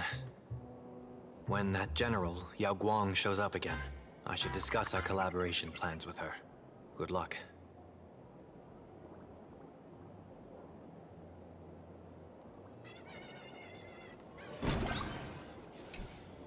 The IPC, Masked Fools, a Cienjo General, the Stellaron Hunters, and the Nameless. Some came for the Alliance. Some for the Eon's game. Whatever their reasons, a storm is brewing in the skies over this world.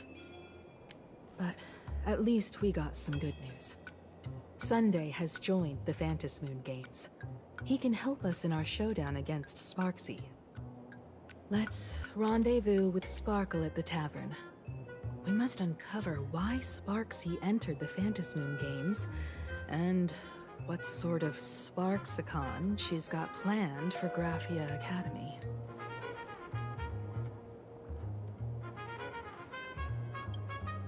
When I was little, I heard a few urban legends.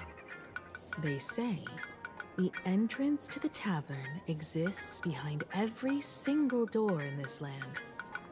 But those who aren't invited, or haven't found their destined path, can never step inside. This time, we already have the Fool's invitation in hand. As for the key to open the door, there's a silly rhyme on the back of the business card. For revelry and drinks galore, no need to search from door to door. Heed the fool's riddle with care to find the key that leads you there.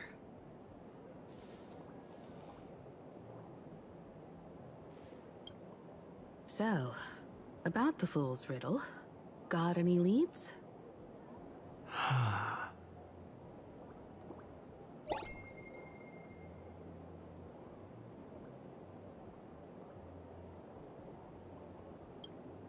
Whether they look up or down, the moon that humanity gazes upon in the sky is always the same Phantasmoon. Looking up makes sense, but looking down? How exactly do you gaze at the sky?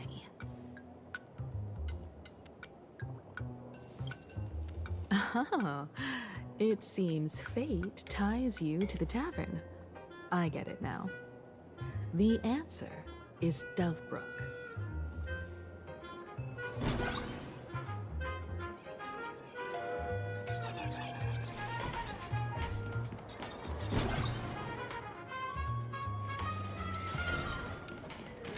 Many generations ago, the Dovebrook was already a river flowing with countless legends. It's no surprise the door to the tavern lies hidden among them.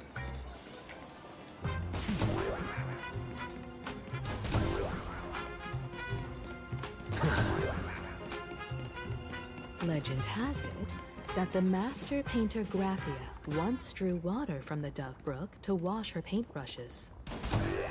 Many later artists followed suit, hence its other name, the Painter's Stream.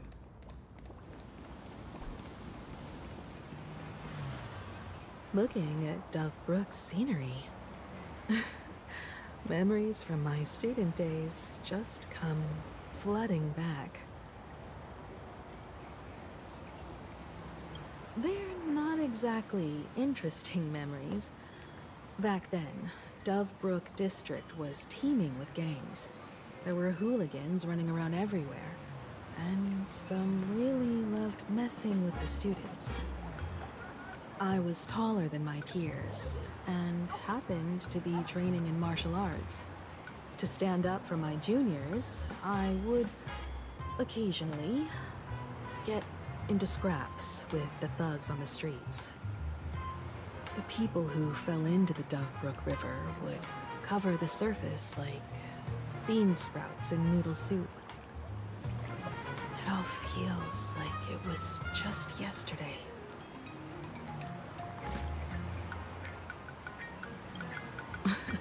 Sometimes the thugs fell in. Other times, I took the plunge myself. Back then, I was a bundle of restless energy. The teachers always said I was like a wind-up toy that never stopped banging its drums and cymbals, stirring up a commotion wherever I went. In the blink of an eye, 15 years have passed. Hard to believe someone as reckless and willful as me became the navigator of the Astral Express. Now's not the time to wax sentimental.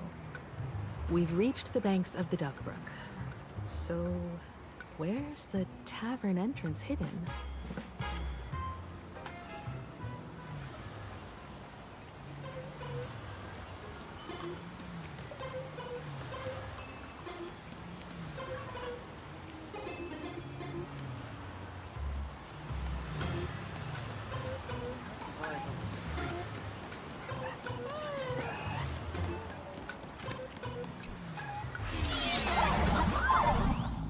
according to the business card, the tavern...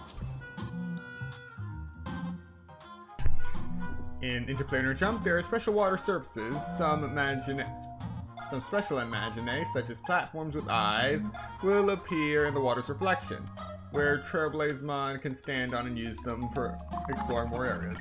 Is near the Sinwish Syndicate headquarters. Let's check the other side of the river.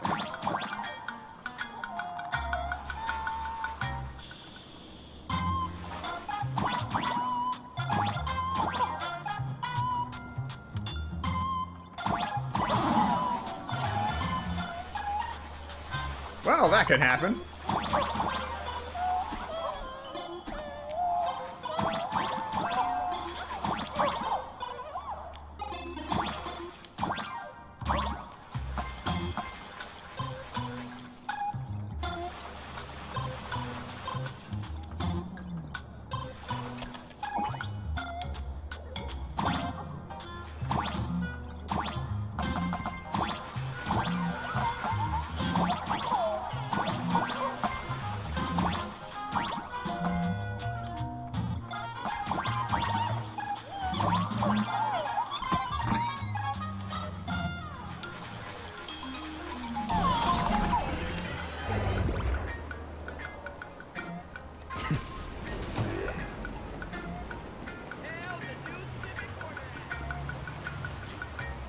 Hey, folks!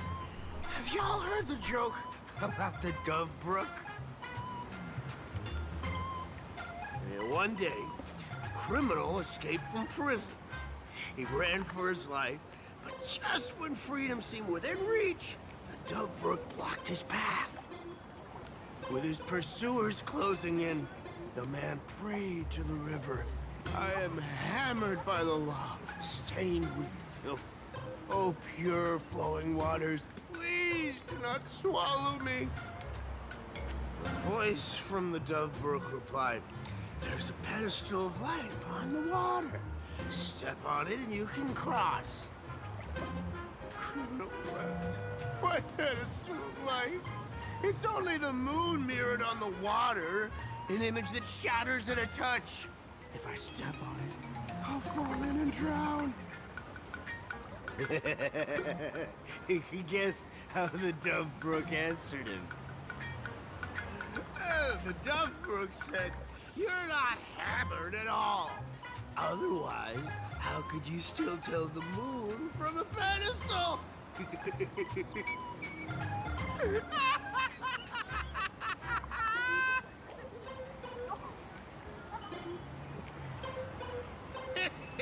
fine.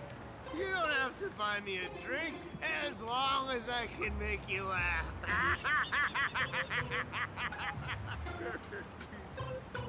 That joke sounds like a hint. Could he be a fool from the tavern?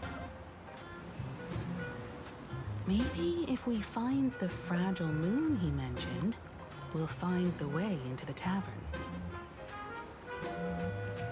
The moon's reflection. So fragile it shatters at touch.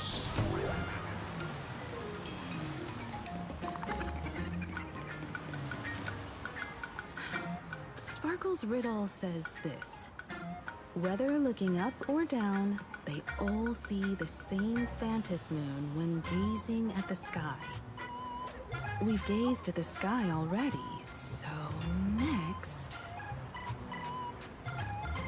From this angle, the moon's reflection is right here.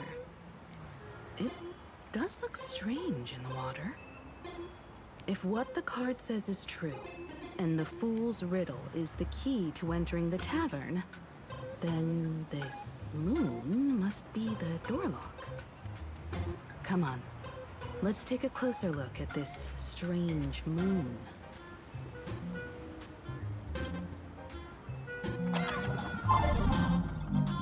Keep going. Chase that moon's reflection.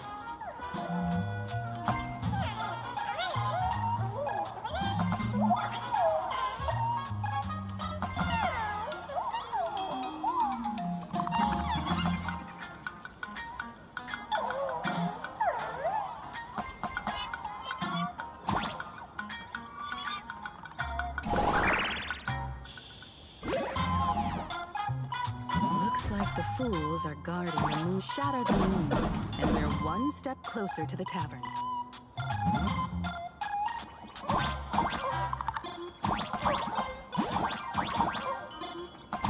Let's try again.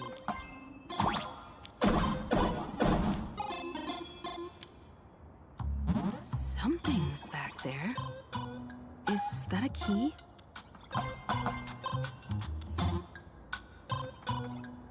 The moon is about to break. Let's try again. The key has dissolved into the water. The water's surface is about to change. Look, the tavern's shadow has appeared.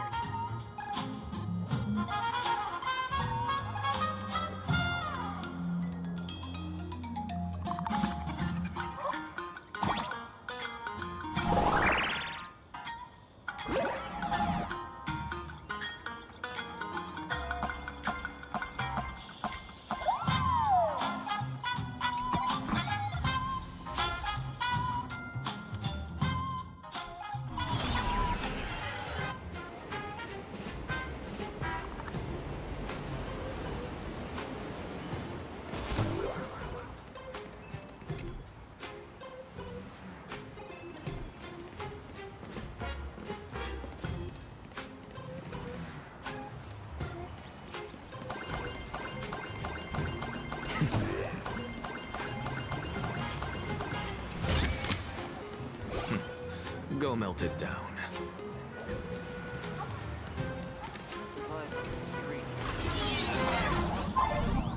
If we follow this path ahead, we should reach the tavern.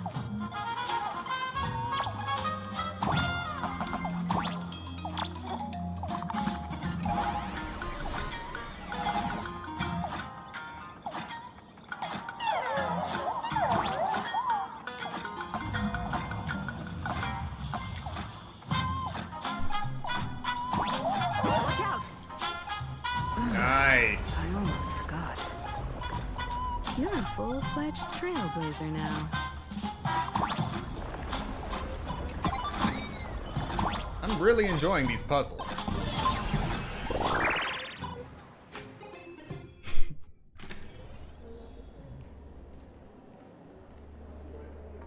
Welcome. Please laugh to your heart's content.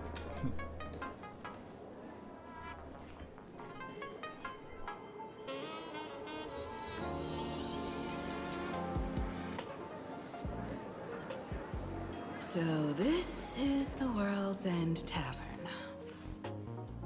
No. Allow me to correct you. If you think this is all there is to the tavern, you are sorely mistaken. Like a single grape on a great bunch, this is just the part where the tavern connects to this world. Sorry, but this looks like a regular lounge. The so-called plain Arcadia isn't really an Arcadia either, but who's complaining? Life goes on, doesn't it? If you're looking for something that's true to its name, take a ride on the Astral Express. Funny thing is, it's literally a train. You know, can't find a single trace of astronautical engineering on it. Wait, you two are navigator of the Astral Express and the raccoon on board, right? I've seen you in the news.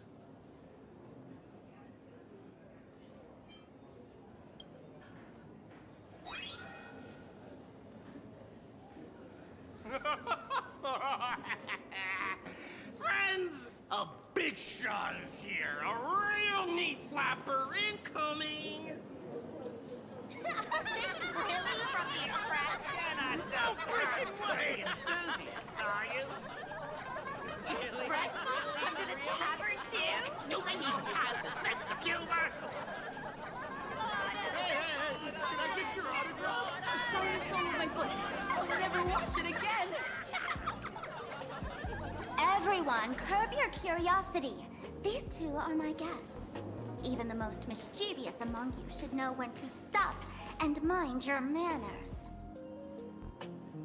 Well, if it isn't Little Sparkle. We've all heard your joke. Take the mask from a masked fool, and what's left but a fool?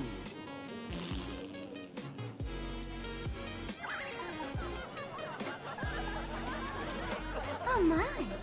Wouldn't a masked fool be better off without the fool? An empty mask sounds even better, no?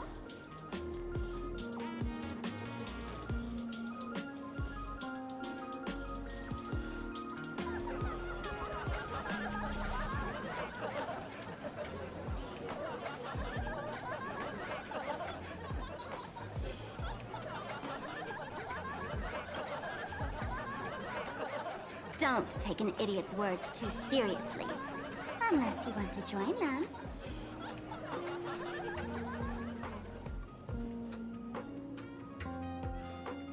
Alright. Now, I can finally entertain my guests without interruptions. You two, this way. Let's talk about the imposter.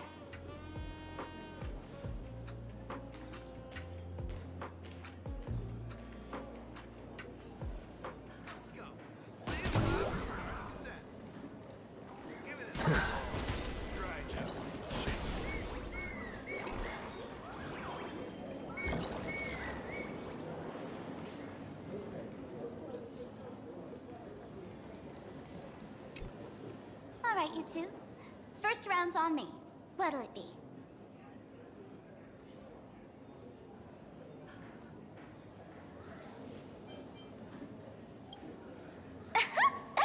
This is a tavern. Even if you don't drink a drop, the fool's jokes and pranks will turn your world upside down until you can't tell the sky from ground. We're not here to drink. Time's ticking. Did you find anything on Sparksy?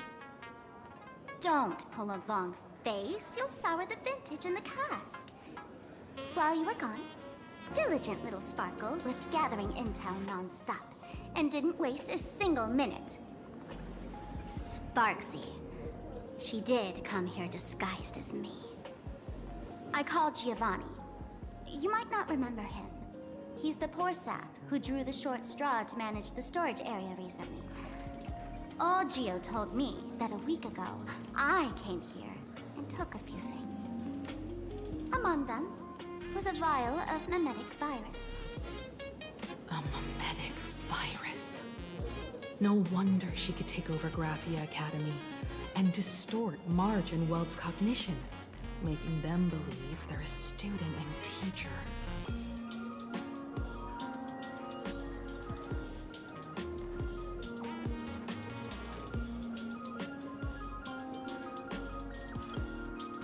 Close enough. This so-called Sparksicon is a front for spreading a mimetic virus. Knowing that isn't enough, what type of mimetic virus is she spreading? What are the symptoms? We need more on her plans and actions before we can counter it. Thought of that already. So I visited a few friends and learned where the imposter's been haunting. To dig up details, we'll have to get hands-on. Lead the way, then. Let's move. Stay close.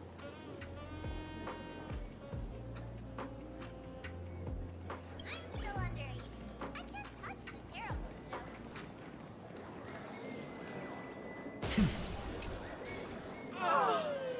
Abandon all despair, ye who enter. If you want to pass, then amuse me. By the way, hate to ask, you're not aha themselves, are you?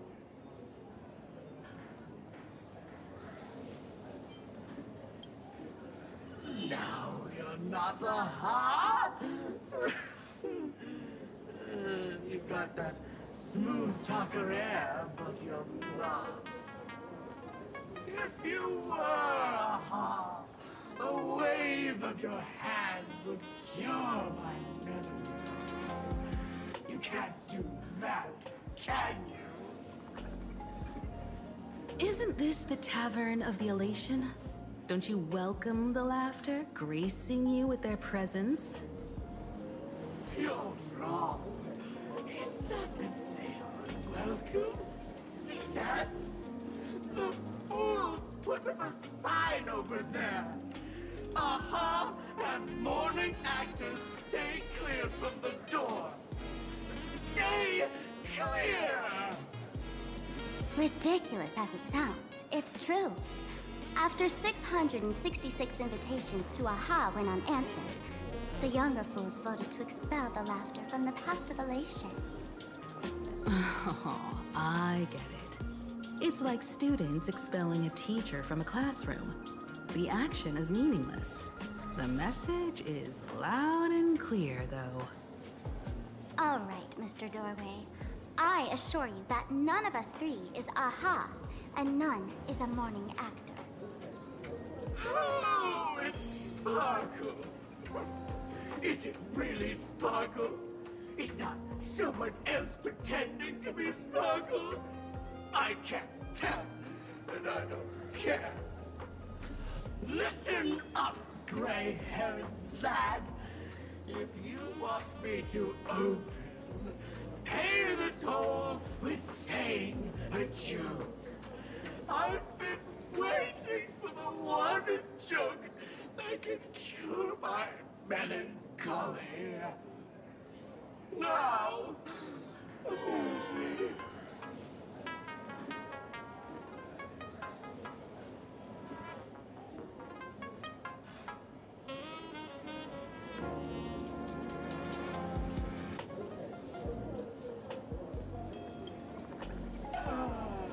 And then? I said it. A joke. Oh, poor child. A bad joke is more pitiful than melancholy.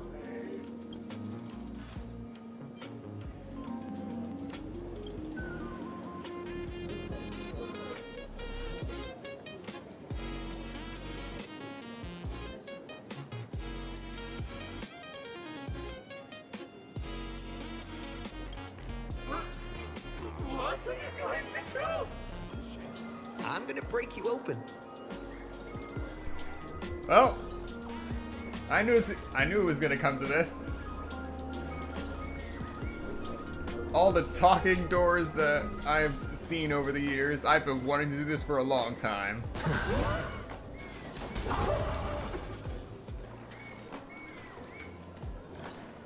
Nothing personal.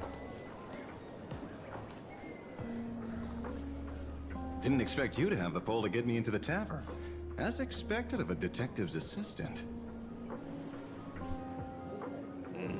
Back when I still had a sense of humor, the fool gave me an invitation.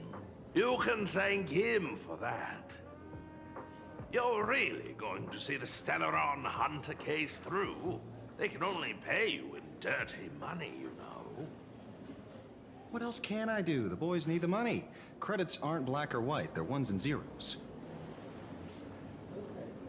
All right. I reached out to Costide. He said that one of the 3 people who stole the mask looked familiar. He might have seen them in the news. Based on his description, I spent ages sketching the suspect's portrait. And I suspect it might be Don Hung, the Nameless from the Astral Express. Costide. You owe him another favor. No paying this one back, huh? Speaking of which, Don Hung. That's a Xianzhou name, isn't it? Where have I heard that name before? It sounds so familiar. So, which of these 3 is Don Hung? The one with gray hair? The redhead? Or that black-haired girl who looks like she's ready to stir up trouble at any moment? No, don't tell me yet. Let me guess. I know a bit of the Xianzhou language. The word Dun can mean red. So Dun Hung is the lady with red hair, right? Ah, your deduction skills never fail to impress. Fine, I'll just give you the answer. None of these three is Don Hung. Oh, do you even watch the news? TV, newspapers, the internet, it's all fake news. What do you expect me to look at? Let's get down to business. I couldn't find any trace of Don Hung's actions. It's like someone wiped them clean. So I decided to try a different approach. Keep tabs on the other members of the Express crew. Maybe following their trail will lead to clues about the mask. Nice work, Mr. Wren. They're heading deeper into the tavern. Follow me.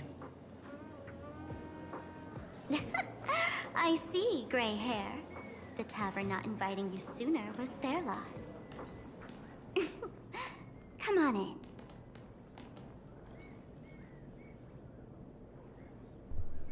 I still find these origami birds with legs just very perplexing. Let's just say that.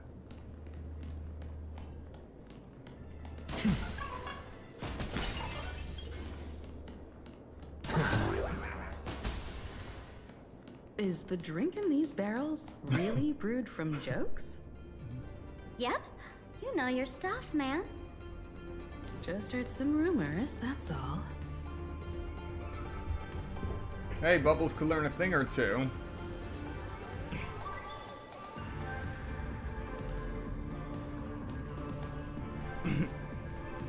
The guy who is actually making Chicola Cola in the Bean Bean Kingdom from Mario and Luigi Superstar Saga also makes drinks from jokes. Mostly soda jokes, but...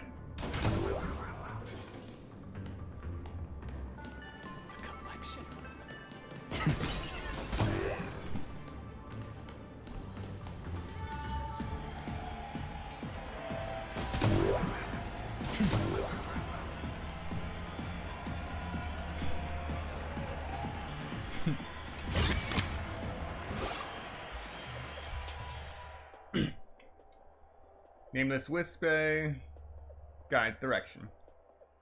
A Nameless Wispe guide is stationed near the Star Rabbit game console. If there's still undiscovered Nameless Wispe in the area, you can submit Pixcoin to have the guide point out their locations. No thanks.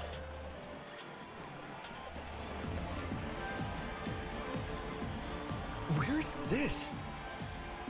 Ta-da! Welcome to the dazzling lights of the Bliss Star. The heart of the tavern, Plain Arcadia's dazzling dance floor. There are some tasteless masked fools who consider this place the secret to keeping the laughter going. If life's cruel, don't beg for fairness. Dance! Shake away that sadness until it's all well mixed with the joy in your body. That huge light orb up there. For a tavern, it's as essential as the Phantom Moon in the sky. If we get the chance, I can take you inside for a real eye-opener. Speaking of which, 2 months ago, some idiot, after downing hundreds of drinks, had the bright idea to knock it down with a Super Overlord spinning top. So, we had to reinforce the Bliss Star with a steel frame around it, and seal it inside the world in canvas.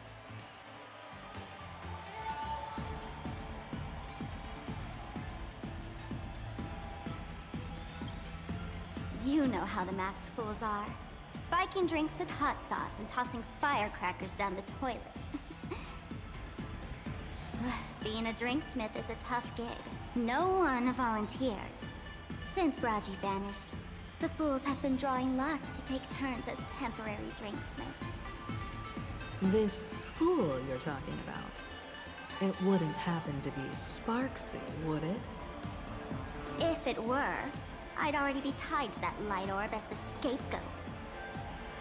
Anyway, the next stop is the Golden Confessional. The eyewitness says Sparksy was there. The Golden Confessional? What kind of place is that? A place where you can let go of all your worries. Well, words won't do it justice. Let's go see it for yourself.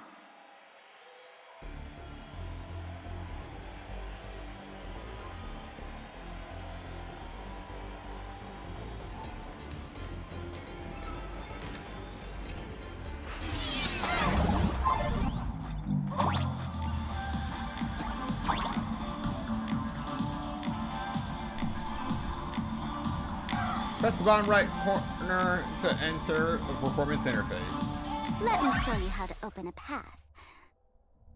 Play according to the sheet music, and the path will naturally open up.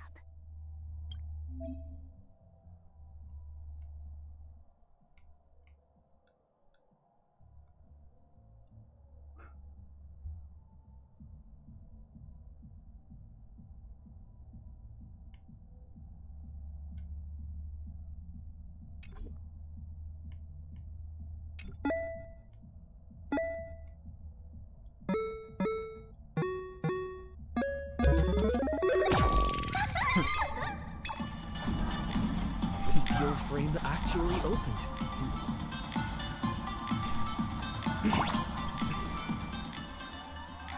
During interplanar jump gameplay, players can open the bizarre melody at any time or perform. If the performance matches a score, unexpected effects can be triggered, and the score will be automatically collected into the music score collections. Players can perform using the 8 directional buttons in the interface, or press the music scores collected to view the scores collected in-game and quick play them.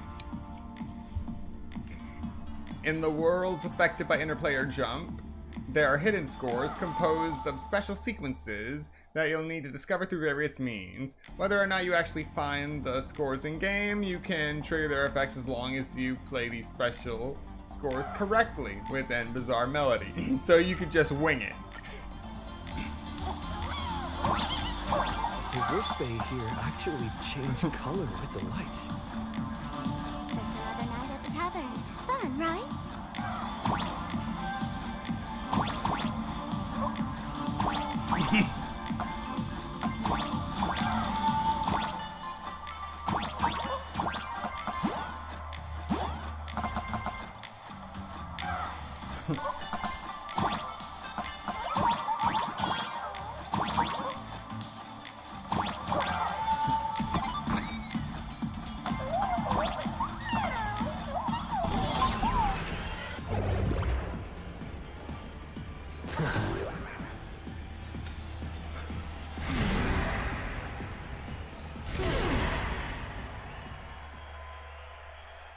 Well then.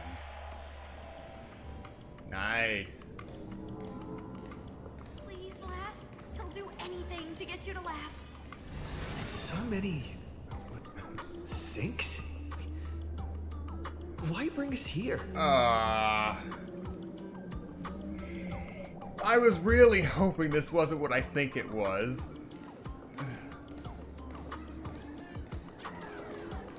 I'm still hoping I'm wrong.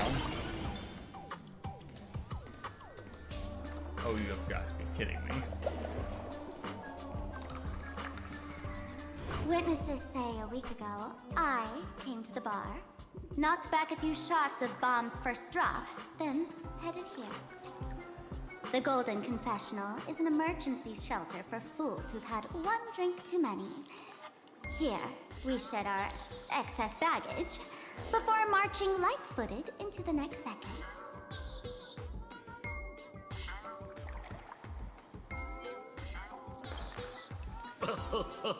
Oh, well, well, looks like old Sampo's become the king without a crown.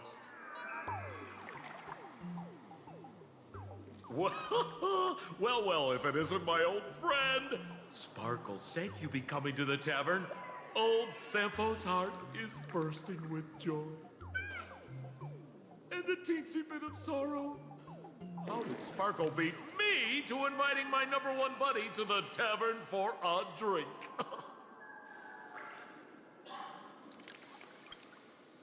this me old friend? Hello, Miss Himiko. Long time no see. Mr. Sampo, hello. What business brings you here this time? No business. Just here to repay an old favor. Ms. Fool here sent me a message asking for H-E-L-P. Someone's been parading around the tavern impersonating her. Well, now, this is some juicy news. Miss Sparkle's usually the one impersonating others, but look how the tables have turned. The trickster's getting a taste of her own medicine. Shush, Sampo. I brought you here to repay a favor, not to gossip about me. Oh, I've suffered the embarrassment of losing my mask myself. Thanks to Miss Sparkle's mercy, I didn't end up stranded, so here I am today, ready to help you out. No questions asked. All right then, let's get to work. Get to work? What are we doing?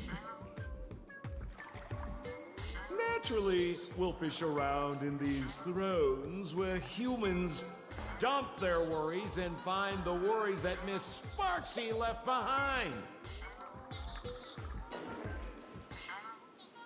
You want us to unclog your toilet?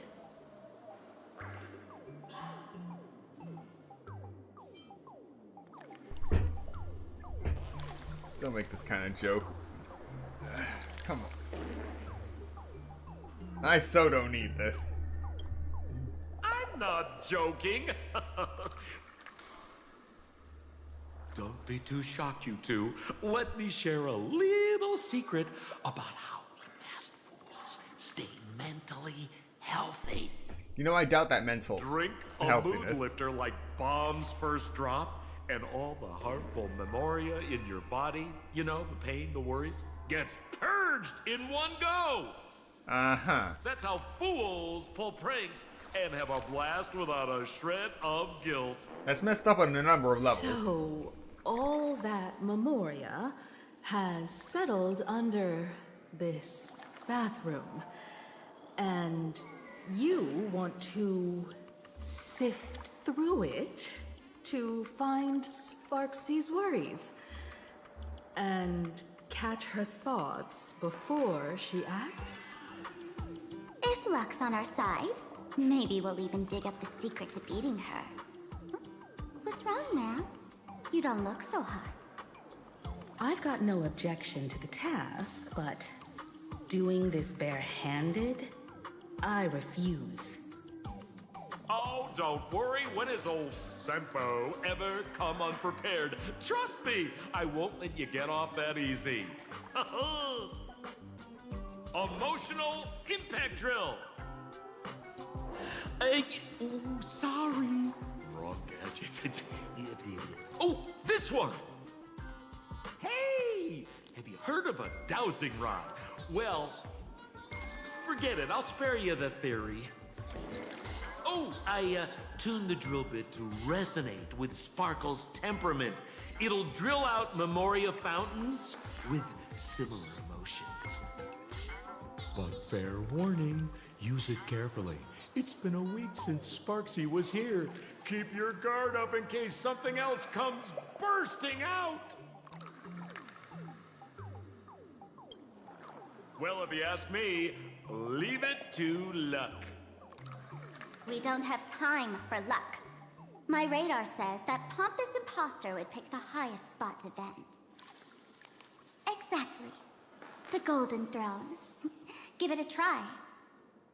Bro, pick a spot to drill and start mining that gold.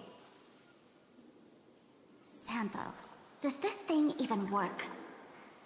Of course it works. Don't you trust your old pal, Sempo? You know, every time I encounter Sampo Koski, I just feel like I want to punch him. And this is not really helping in the slightest.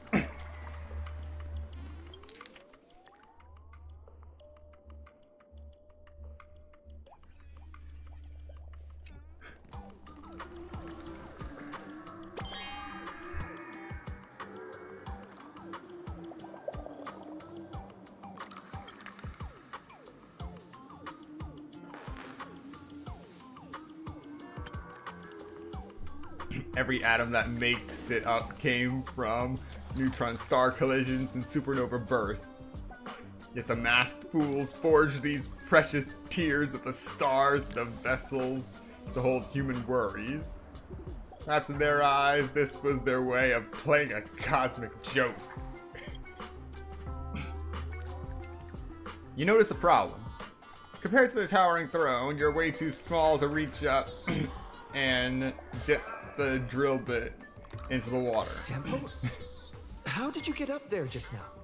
Oh, right! Silly me. Through that pipe on the side.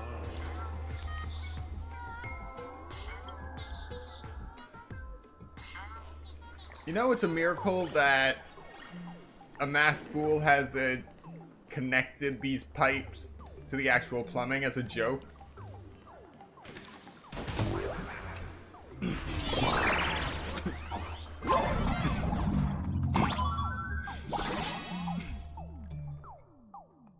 An item in interplanar jump that transforms the arrow shots in bow form into plungers for the duration of the interplanar jump run. Of course, plungers.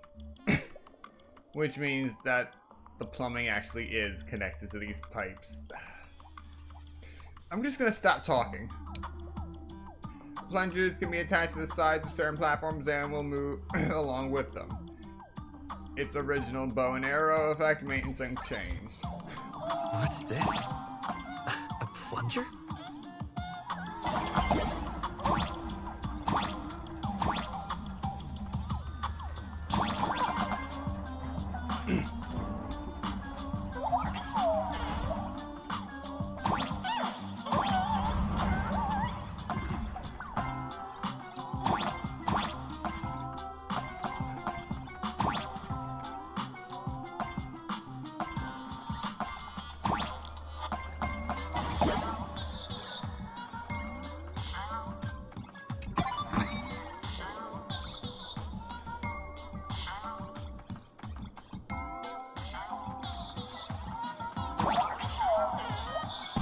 Yeah, I'm not gonna bother with trying my luck. The golden throne emanates with a dazzling aura of authority. You're genuinely afraid you might slip and fall right into it.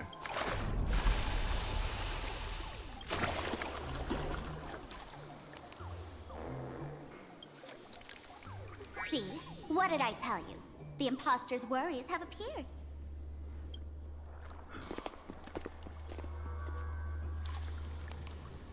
What a rare sight. Sparksicle used to always connect with everyone online. But now, for the first time, she's meeting her fans through the sewer network.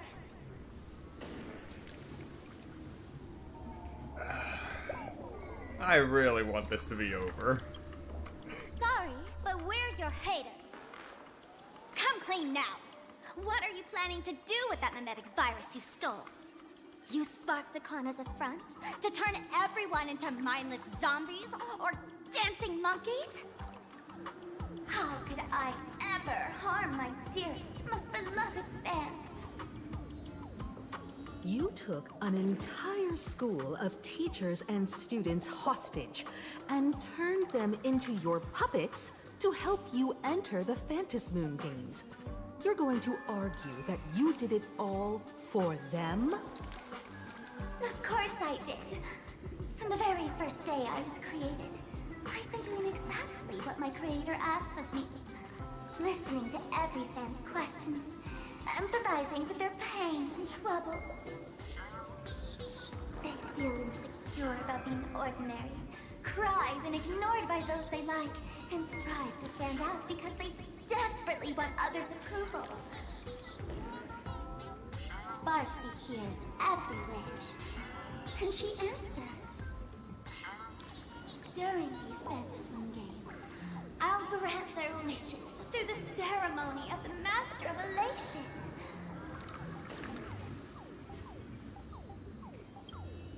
No, I'll give each of them a choice. The choice to become me. Because deep down, every one of them longs to become Sparksy. to wear this dazzling mask, capture the internet's attention, and bask in praise.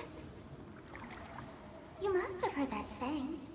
In the future, everyone gets their 15 minutes of fame. Now, that moment has come. Sparksicon will turn every spectator into me! For reals? She plans to use a mimetic virus to turn everyone into herself?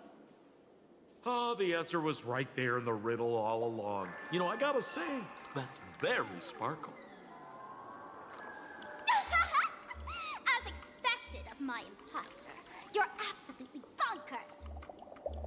Sis, is now the time to be tooting your own horn, just thinking about being turned into a copy of you? I can't even force a smile.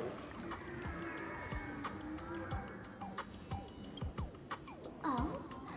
And who gets to define elation? The laughter, the fools, the IPC, or every me seeking joy on the Arcadian internet? Contrary to popular belief, the masters of the Phantasmoon games were never us, the supplicants, but the spectators watching us. Sadly, the Inner Astral Peace Network showed people other worlds in the cosmos. Once horizons widen, expectations climb. Nothing they hear or see feels fresh, interesting, or thrilling enough. And everyone fears that they're outdated, uninteresting, or unexciting in others' eyes. So the world's like a derailed train, racing toward thrills and madness. Nameless of the Astral Express. Am I wrong?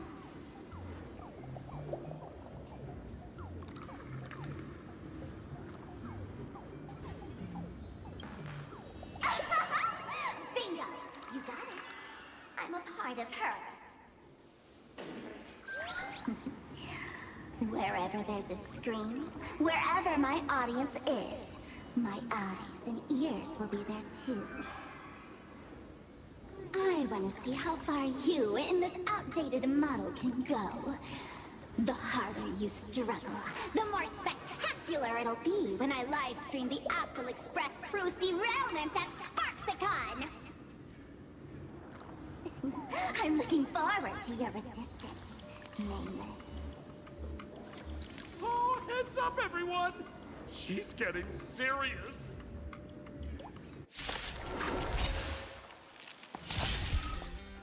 Oh man, the other day I ran into this fan.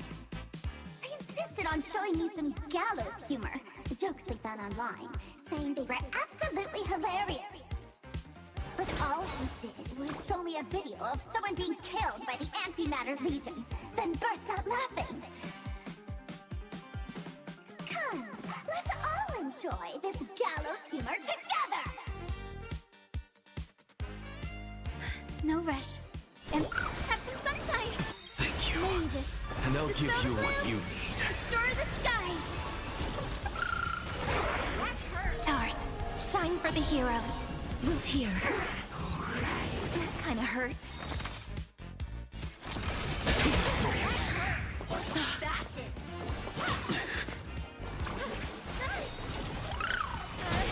Let's start the second movement. Flowers, bloom for tomorrow. As you wish.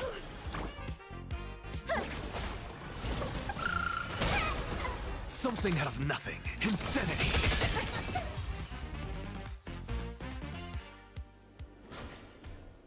Listen, Sparkle. You only asked me to do your dirty work, but you never said anything about being your thug. You owe me compensation for emotional damage. Everyone's going to become me soon. Sampo, crawl out of your money pit for a moment, will you? To think, plain Arcadia's elation would end up like this. Back when I still lived in this place, the internet was just for sharing information. Live streaming and virtual idols? We'd never even heard of them. Coming back now feels like stepping into a foreign land. Like returning home, only to find home isn't where it used to be. It's just madness wrapped in a cheerful shell. She's convinced that we'll be powerless to stop her plan, even if we know what it is. But I'm not ready to roll over just yet. I know. Even I don't want to turn into that phony's look-alike. Though, we're not that different. Since the fools stashed dangerous things like mimetic viruses in the tavern, I assume they must have also prepared some countermeasures? That was definitely a jab at Sparkle, because obviously you shouldn't be storing mimetic viruses in a tavern. Ma'am, you give us fools too much credit. This is the tavern, not the well-ordered Herta space station. But I do know a place. With some luck, we might find a mimetic virus cleanup expert. All right. Now that you folks have a lead and no shortage of fighting spirit, old Sempo's calling it a day. The Astral Express always has a way of handling crises, doesn't it?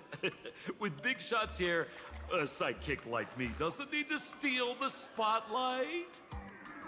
Oh, if you run into trouble, you can always ring old Sempo then. I'll even give you folks a special discount, sort of. Well then, farewell, everyone. So, where are we heading next? Let's check out Fatal Joke. Fatal Joke? What kind of place is that? Maybe some kind of hospital.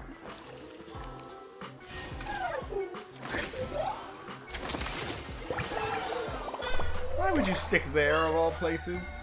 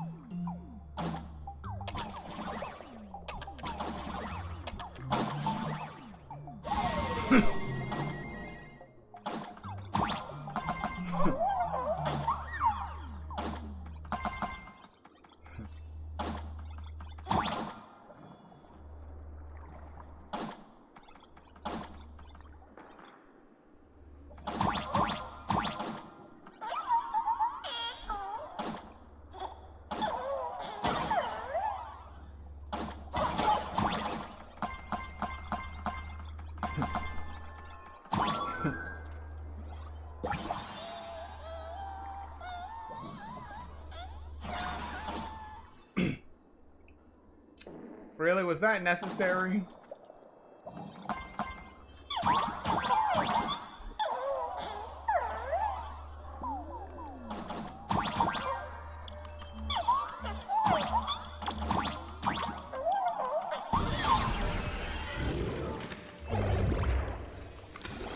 Where am I? I suppose I can just ignore this.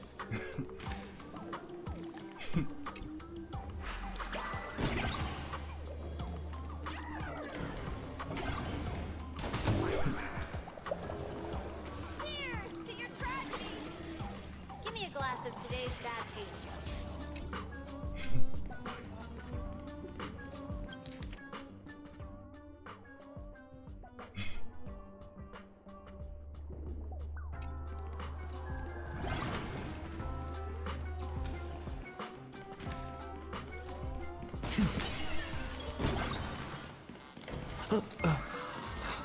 What just happened?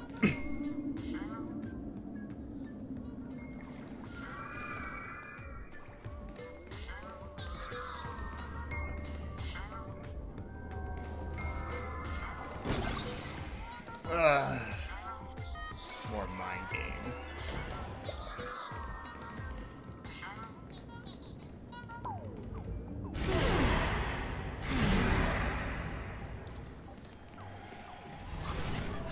place feels more like a maze than a tavern. Well, it is a space-time maze, after all.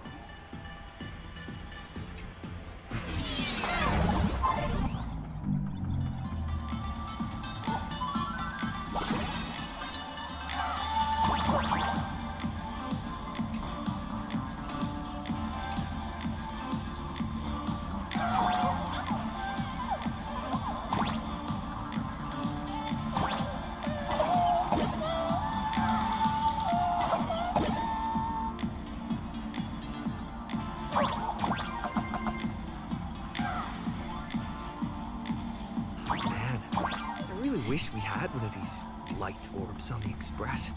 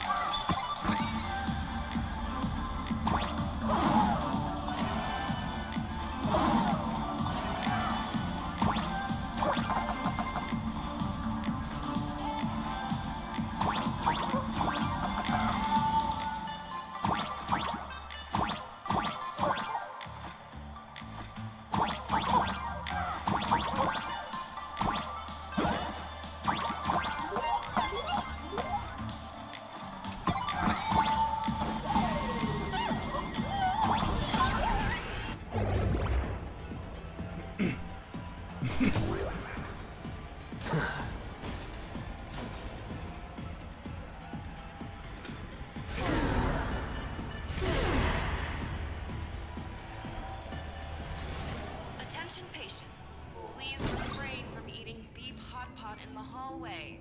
If you wish to dine, please invite the hospital director to join you. Thank you. What?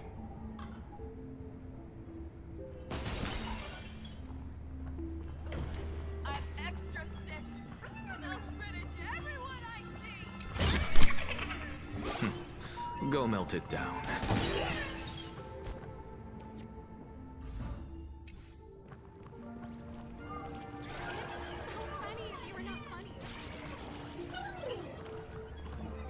Would Dr. Hartman from plastic surgery please report to the director's office immediately?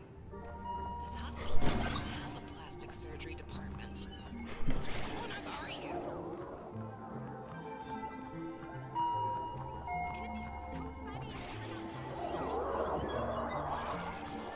Mr. David Day in Ward 4, please complete your discharge procedures as soon as possible. Why is there a hospital hidden inside the tavern? Well, because those who can become fools are all a bit sick in the head.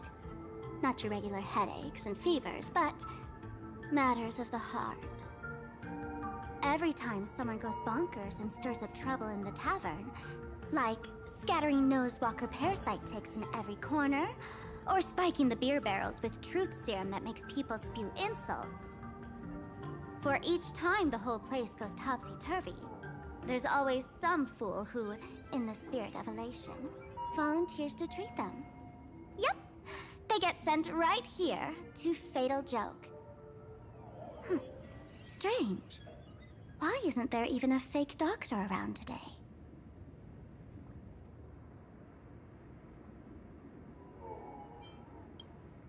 Even if some fool claims to have a legit medical license, you wouldn't dare trust them, would you?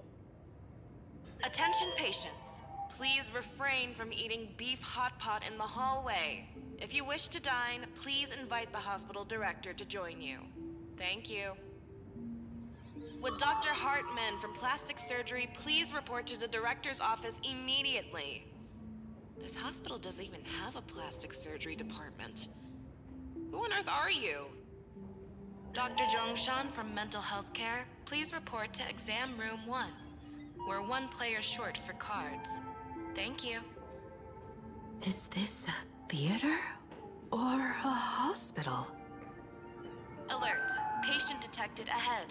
Patient detected ahead. Please line up in an orderly fashion for registration and wait for the doctor to begin consultations. patient number 01, Akavilli. Is there a Mr. Akavilli?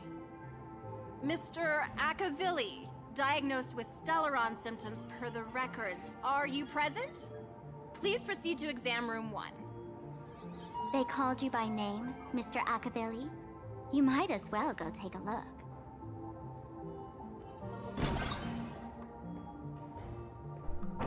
You know what? I'm really glad I'm doing this in parts. This is draining mentally. Attention all doctors and patients. Do not believe any information from this broadcast. I repeat, do not believe any information from this broadcast. Thank you. What?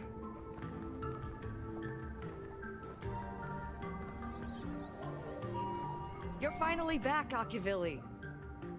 I've reviewed your clinical records. Your Stellaron symptoms are stable. Continued observation will suffice.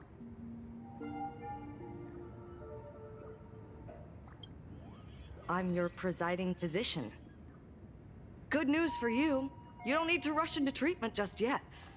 Though, I can't say the same for Miss Sparkle over there. Patient number 02, Miss Sparkle, please come in. Hello there, Miss Sparkle. You're one of the few who didn't mistake me for that imposter, Doctor. But, just a reminder, yours truly isn't sick. I'm perfectly healthy.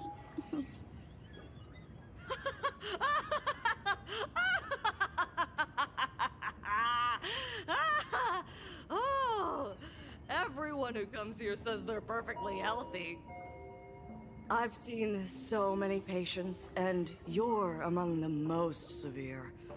I could already make an initial diagnosis at first glance. Your ailment is loss of self. If someone can transform into 10,000 characters, would she still remember her original self? Good question. But if someone could become 10,000 characters, does the original even matter anymore? By the way, Doc, are you familiar with any treatment protocols for mimetic viruses? Mimetic viruses. I've heard about it. The city sent over a few cases. The patients had one thing in common. They were all heavy internet users. The medical records are in the room. You can take a look if you want.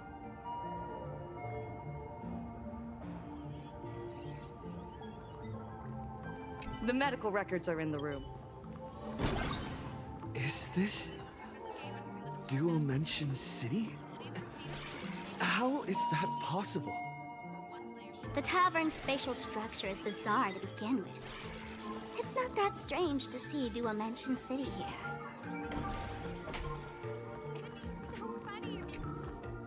The medical records are on the bookshelf. First pile on the left.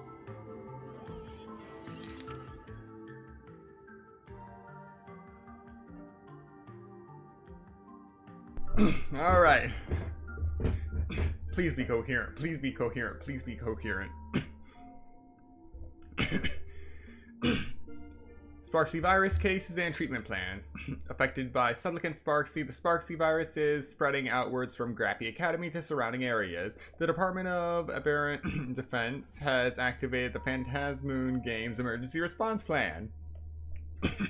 Established quarantine zones and is providing targeted treatment to infected civilians. Based on the infection vectors, several preliminary treatment protocols have been established. All Academy mimetic treatment facilities are advised to reference these protocols when receiving patients. Details are outlined below. To ensure the safety of medical personnel, this report has been treated with mimetic scrubbing procedures and is safe to use. Fantastic. Text-based transmission.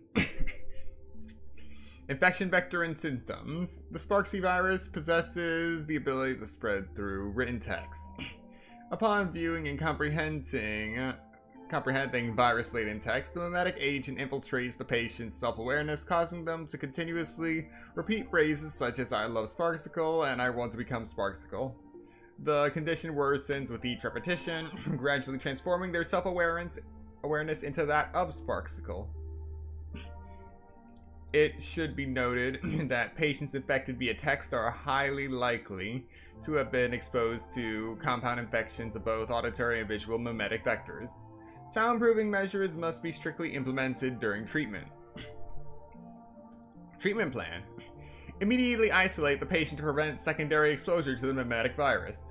All treatment equipment must be disconnected from the network after mimetic decontamination.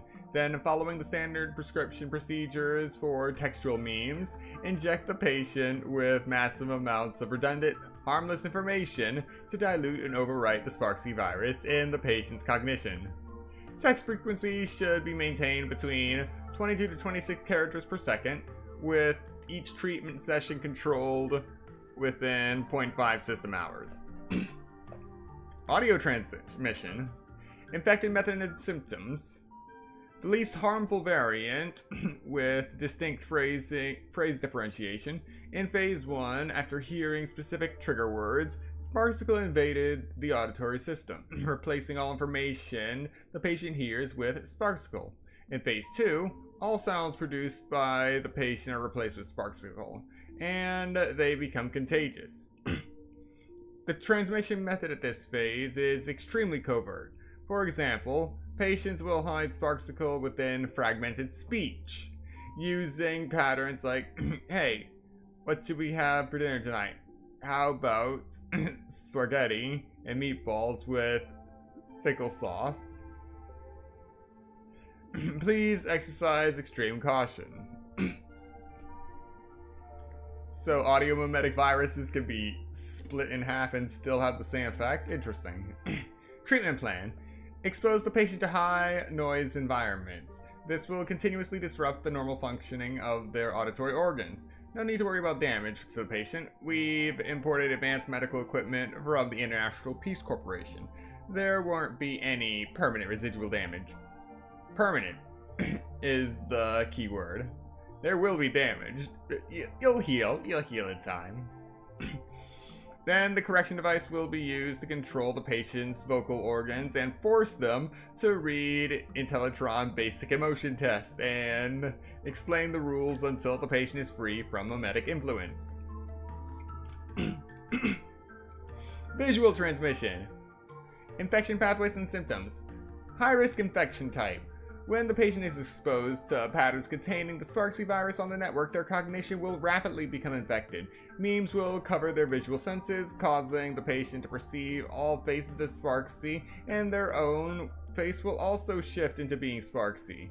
Additionally, there are also extremely dangerous infected individuals who will sport Sparksy on the surface of their retinas. And anyone they gaze upon will become infected. Oh, wow. Treatment plan. Enclose the patient in a dark room and separate them from direct visual contact. Use counter-mimetic images provided by the IPC to train patients with visual functions to precisely remove the mimetic virus engraved in their visual system. Currently, the Sparksy virus continues to spread, with the potential for mimetic mutation. If any unusual situations are discovered, report them immediately to the Department of Aberration Defense. Do not attempt to handle it on your own. So basically, the treatment for mimetic viruses is to completely flush your system of the information pertaining to the mimetic virus, and also avoiding secondhand infection during that time.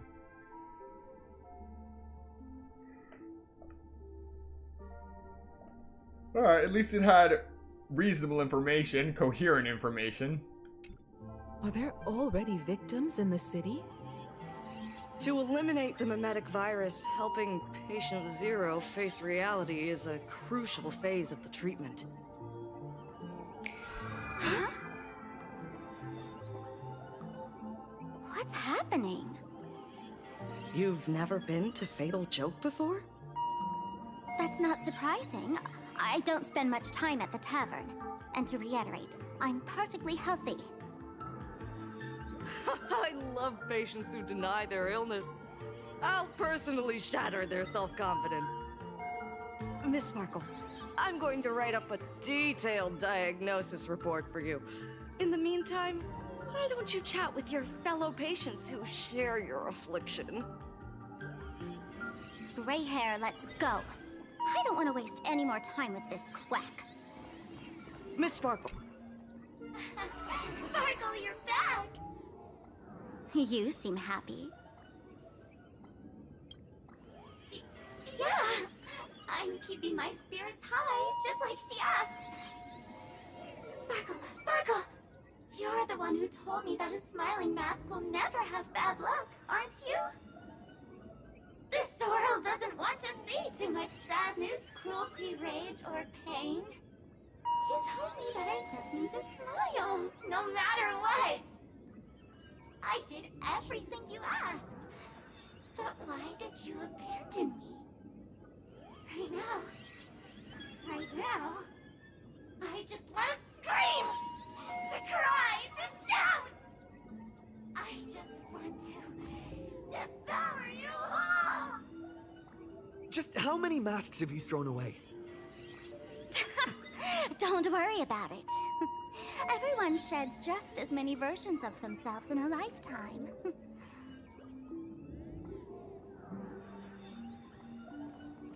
It'd be so... Sparkle, do you still remember me? More people got my name right today than in the past week. I'm so touched. I am your original mask. The Sparkle Roll mask. The archetype of a bright maiden doomed for a short life. The avenger who perishes with her nemesis. The lover who dies for love. The young artist driven to madness. You used me to win fame, applause, and countless eager gazes. So why would you cruelly cast me aside? Please, wear me once more. The worst thing an actor should do is be tied down to one type of role. Do yourself a favor and stay down. The diagnosis results are in, Miss Sparkle. Mr. David Day in 44. Hey there. Are you also troubled by the same illness as me? What illness do you have? I once suffered from a disease called Fool. A masked fool named Sparkle grew out of me, slowly becoming one with me. She used me to bear all the pain caused by her performances, left me battered and bruised, while she slipped away from everything. But I was lucky enough to find this tumor called Sparkle. And I expelled this malignant growth from my body. You're just a tool I discarded.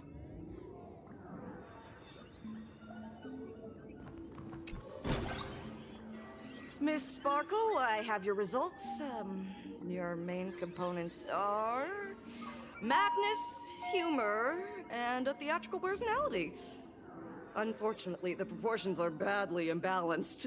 You're beyond saving. But the silver lining is your mask has fallen off. She's free at last. And that's where everyone's misfortune began. None of the masks I've cast off ever had such strong opinions or such a temper.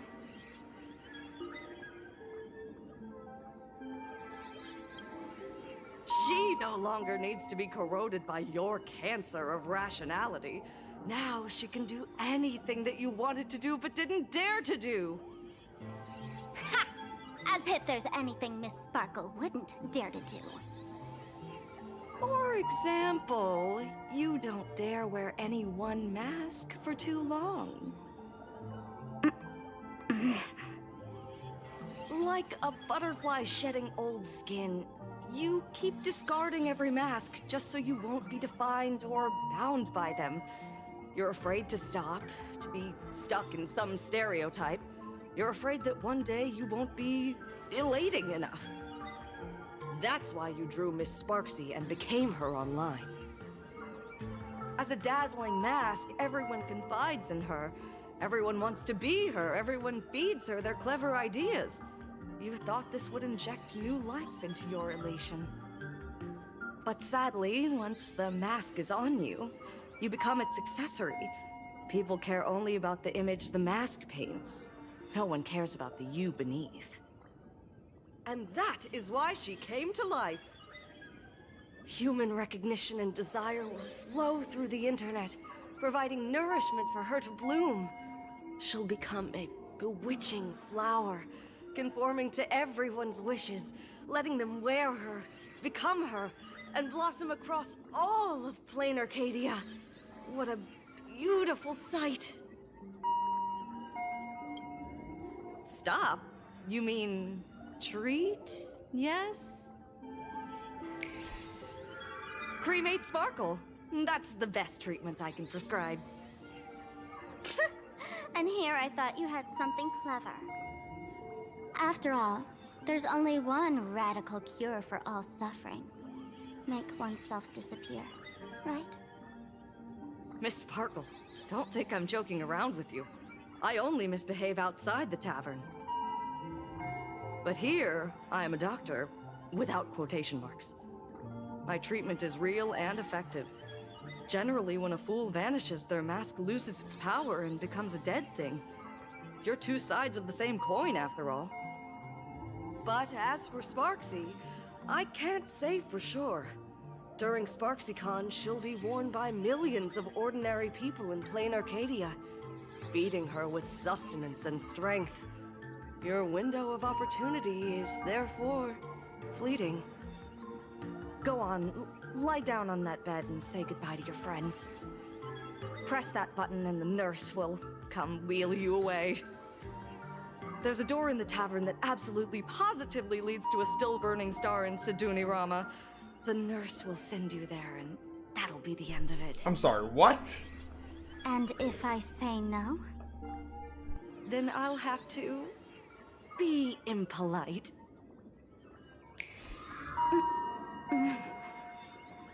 Miss Sparkle, nameless, the choice is yours. As for me, by the laughter above, I've got to catch the next ship out of this dump. Hey! What's going on? Why am I pinned here? Gray hair. Ma'am, navigator. A little help? You need me! The mask of the masked fool represents what you wish to become. You use it to focus your power, but the mask will gradually bind you as well. That's why you've been avoiding Sparksy all this time. She didn't just steal a vial of mimetic virus. She stole your strength. No wonder the fool at the bar joked, when a masked fool loses their mask, what remains is just a fool. Yes. Every fool has at least one such mask. Not mere decoration, but a part of our destiny, crafted by our own hands. It might be a morning actor mask you took a liking to and stole from them. It might be a head accessory you personally sketched in a moment of inspiration. Or it might be something that one day fell from the sky and latched onto your face. To become a fool, one must experience at least one such instance of destiny. The moment of masking one's face. Through the mask's eye holes, we gain a different perspective. Finally seeing how the universe is simply churning with endless jokes, and the absurd nature of our existence as living beings. The mask is who we want to be. And now, this imposter is more me than I am. Do it! Press the button. Call the nurse and cremate Miss Sparkle. At least then, the imposter will lose her power for a little while. You should be able to take her down easily, right? You're not actually going to press it, right? Give us a moment to hesitate, to think. Waiting is torture, you know. You're not doing this on purpose to punish me, are you? Hey, gray hair! Say something!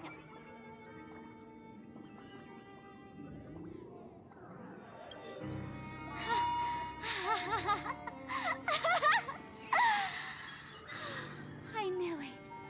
Gray hair. You're still that same warm-hearted gray hair I know. Psst. Let me tell you something. While no one was looking, I already popped the battery out of the button. This was a test, and you passed. Since the fool made her choice, she must have a plan to reclaim the mask, right? If you dare say no, I'll press this button and let the orbital cannon cremate you for real. Your sticky little fingers aren't fast enough to steal this battery, are they? There's a way. There's always a way. Miss Sparkle will definitely take responsibility and work together with everyone to stop Sparksicon. What's with this applause? Have we been watched the whole time? Bravo!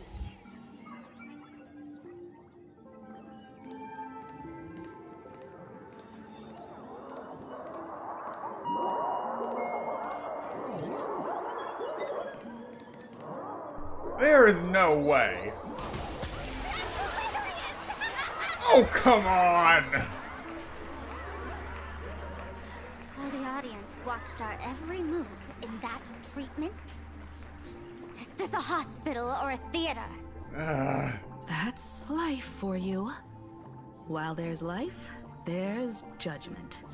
In every unseen corner, countless judging eyes are watching, diagnosing, and writing their own prescriptions. I must admit, Fatal Joke is a fascinating place. Real shame I didn't come check it out earlier. Ignore the spectators. They're just here for laughs. They won't help and couldn't if they tried. You said you had a way to stop Sparksy. Let's hear it. What's the plan? I've got a few anti-sparkle weapons in my collection. Why would you go against yourself? I've always had this premonition that one day Miss Sparkle would become an unstoppable terror in this universe. Someone has to find a way to stop me before that day comes. On a trip, I met a girl who shared my tastes. She had quite the knack to be a fool. In our battle of wits, she nearly turned me into sparkle paste using the local tumbleweed specialty. She also had a massive mech with beam cannons up the wazoo, ready to blast away any time. I quietly replicated those powerful goodies from my travels. With these anti-sparkle weapons, that imposter won't know what hit her. I gotta say, I'm quite the visionary. You two, let's head to the storage area next. I've already contacted Giovanni. He's doing an inventory check of the lost items there.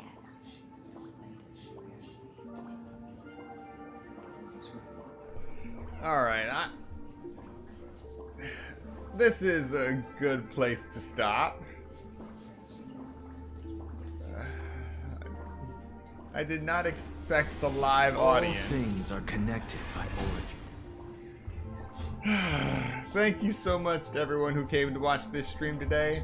Those who come to watch the playback later, be sure to like, comment, subscribe, and turn on notifications so you'll be notified of the next Honkai Star Rail stream, because we're still not done. And combined with the last 2 streams and this one, we are climbing up to 9 hours on this Trailblaze mission. Wait a minute.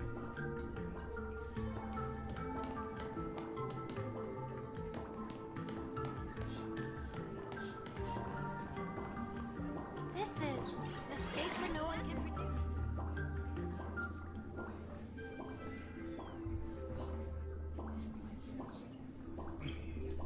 Okay.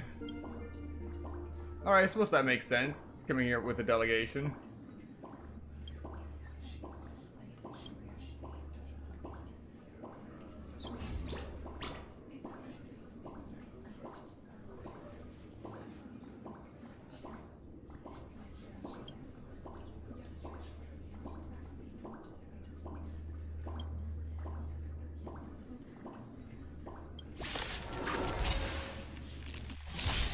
Guide with the rainbow bridge. Yeah, I'm just gonna blow off some steam.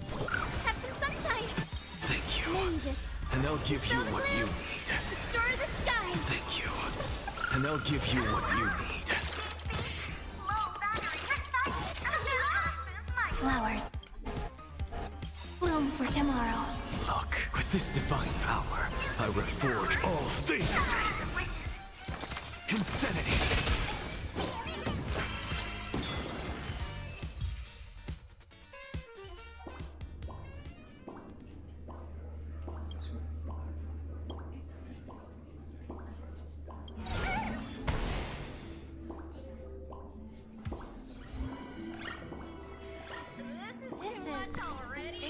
Anyway, once again, thank you so much for watching. I will see you next time, and hopefully the next stream isn't going to be this existentially infuriating. Good night.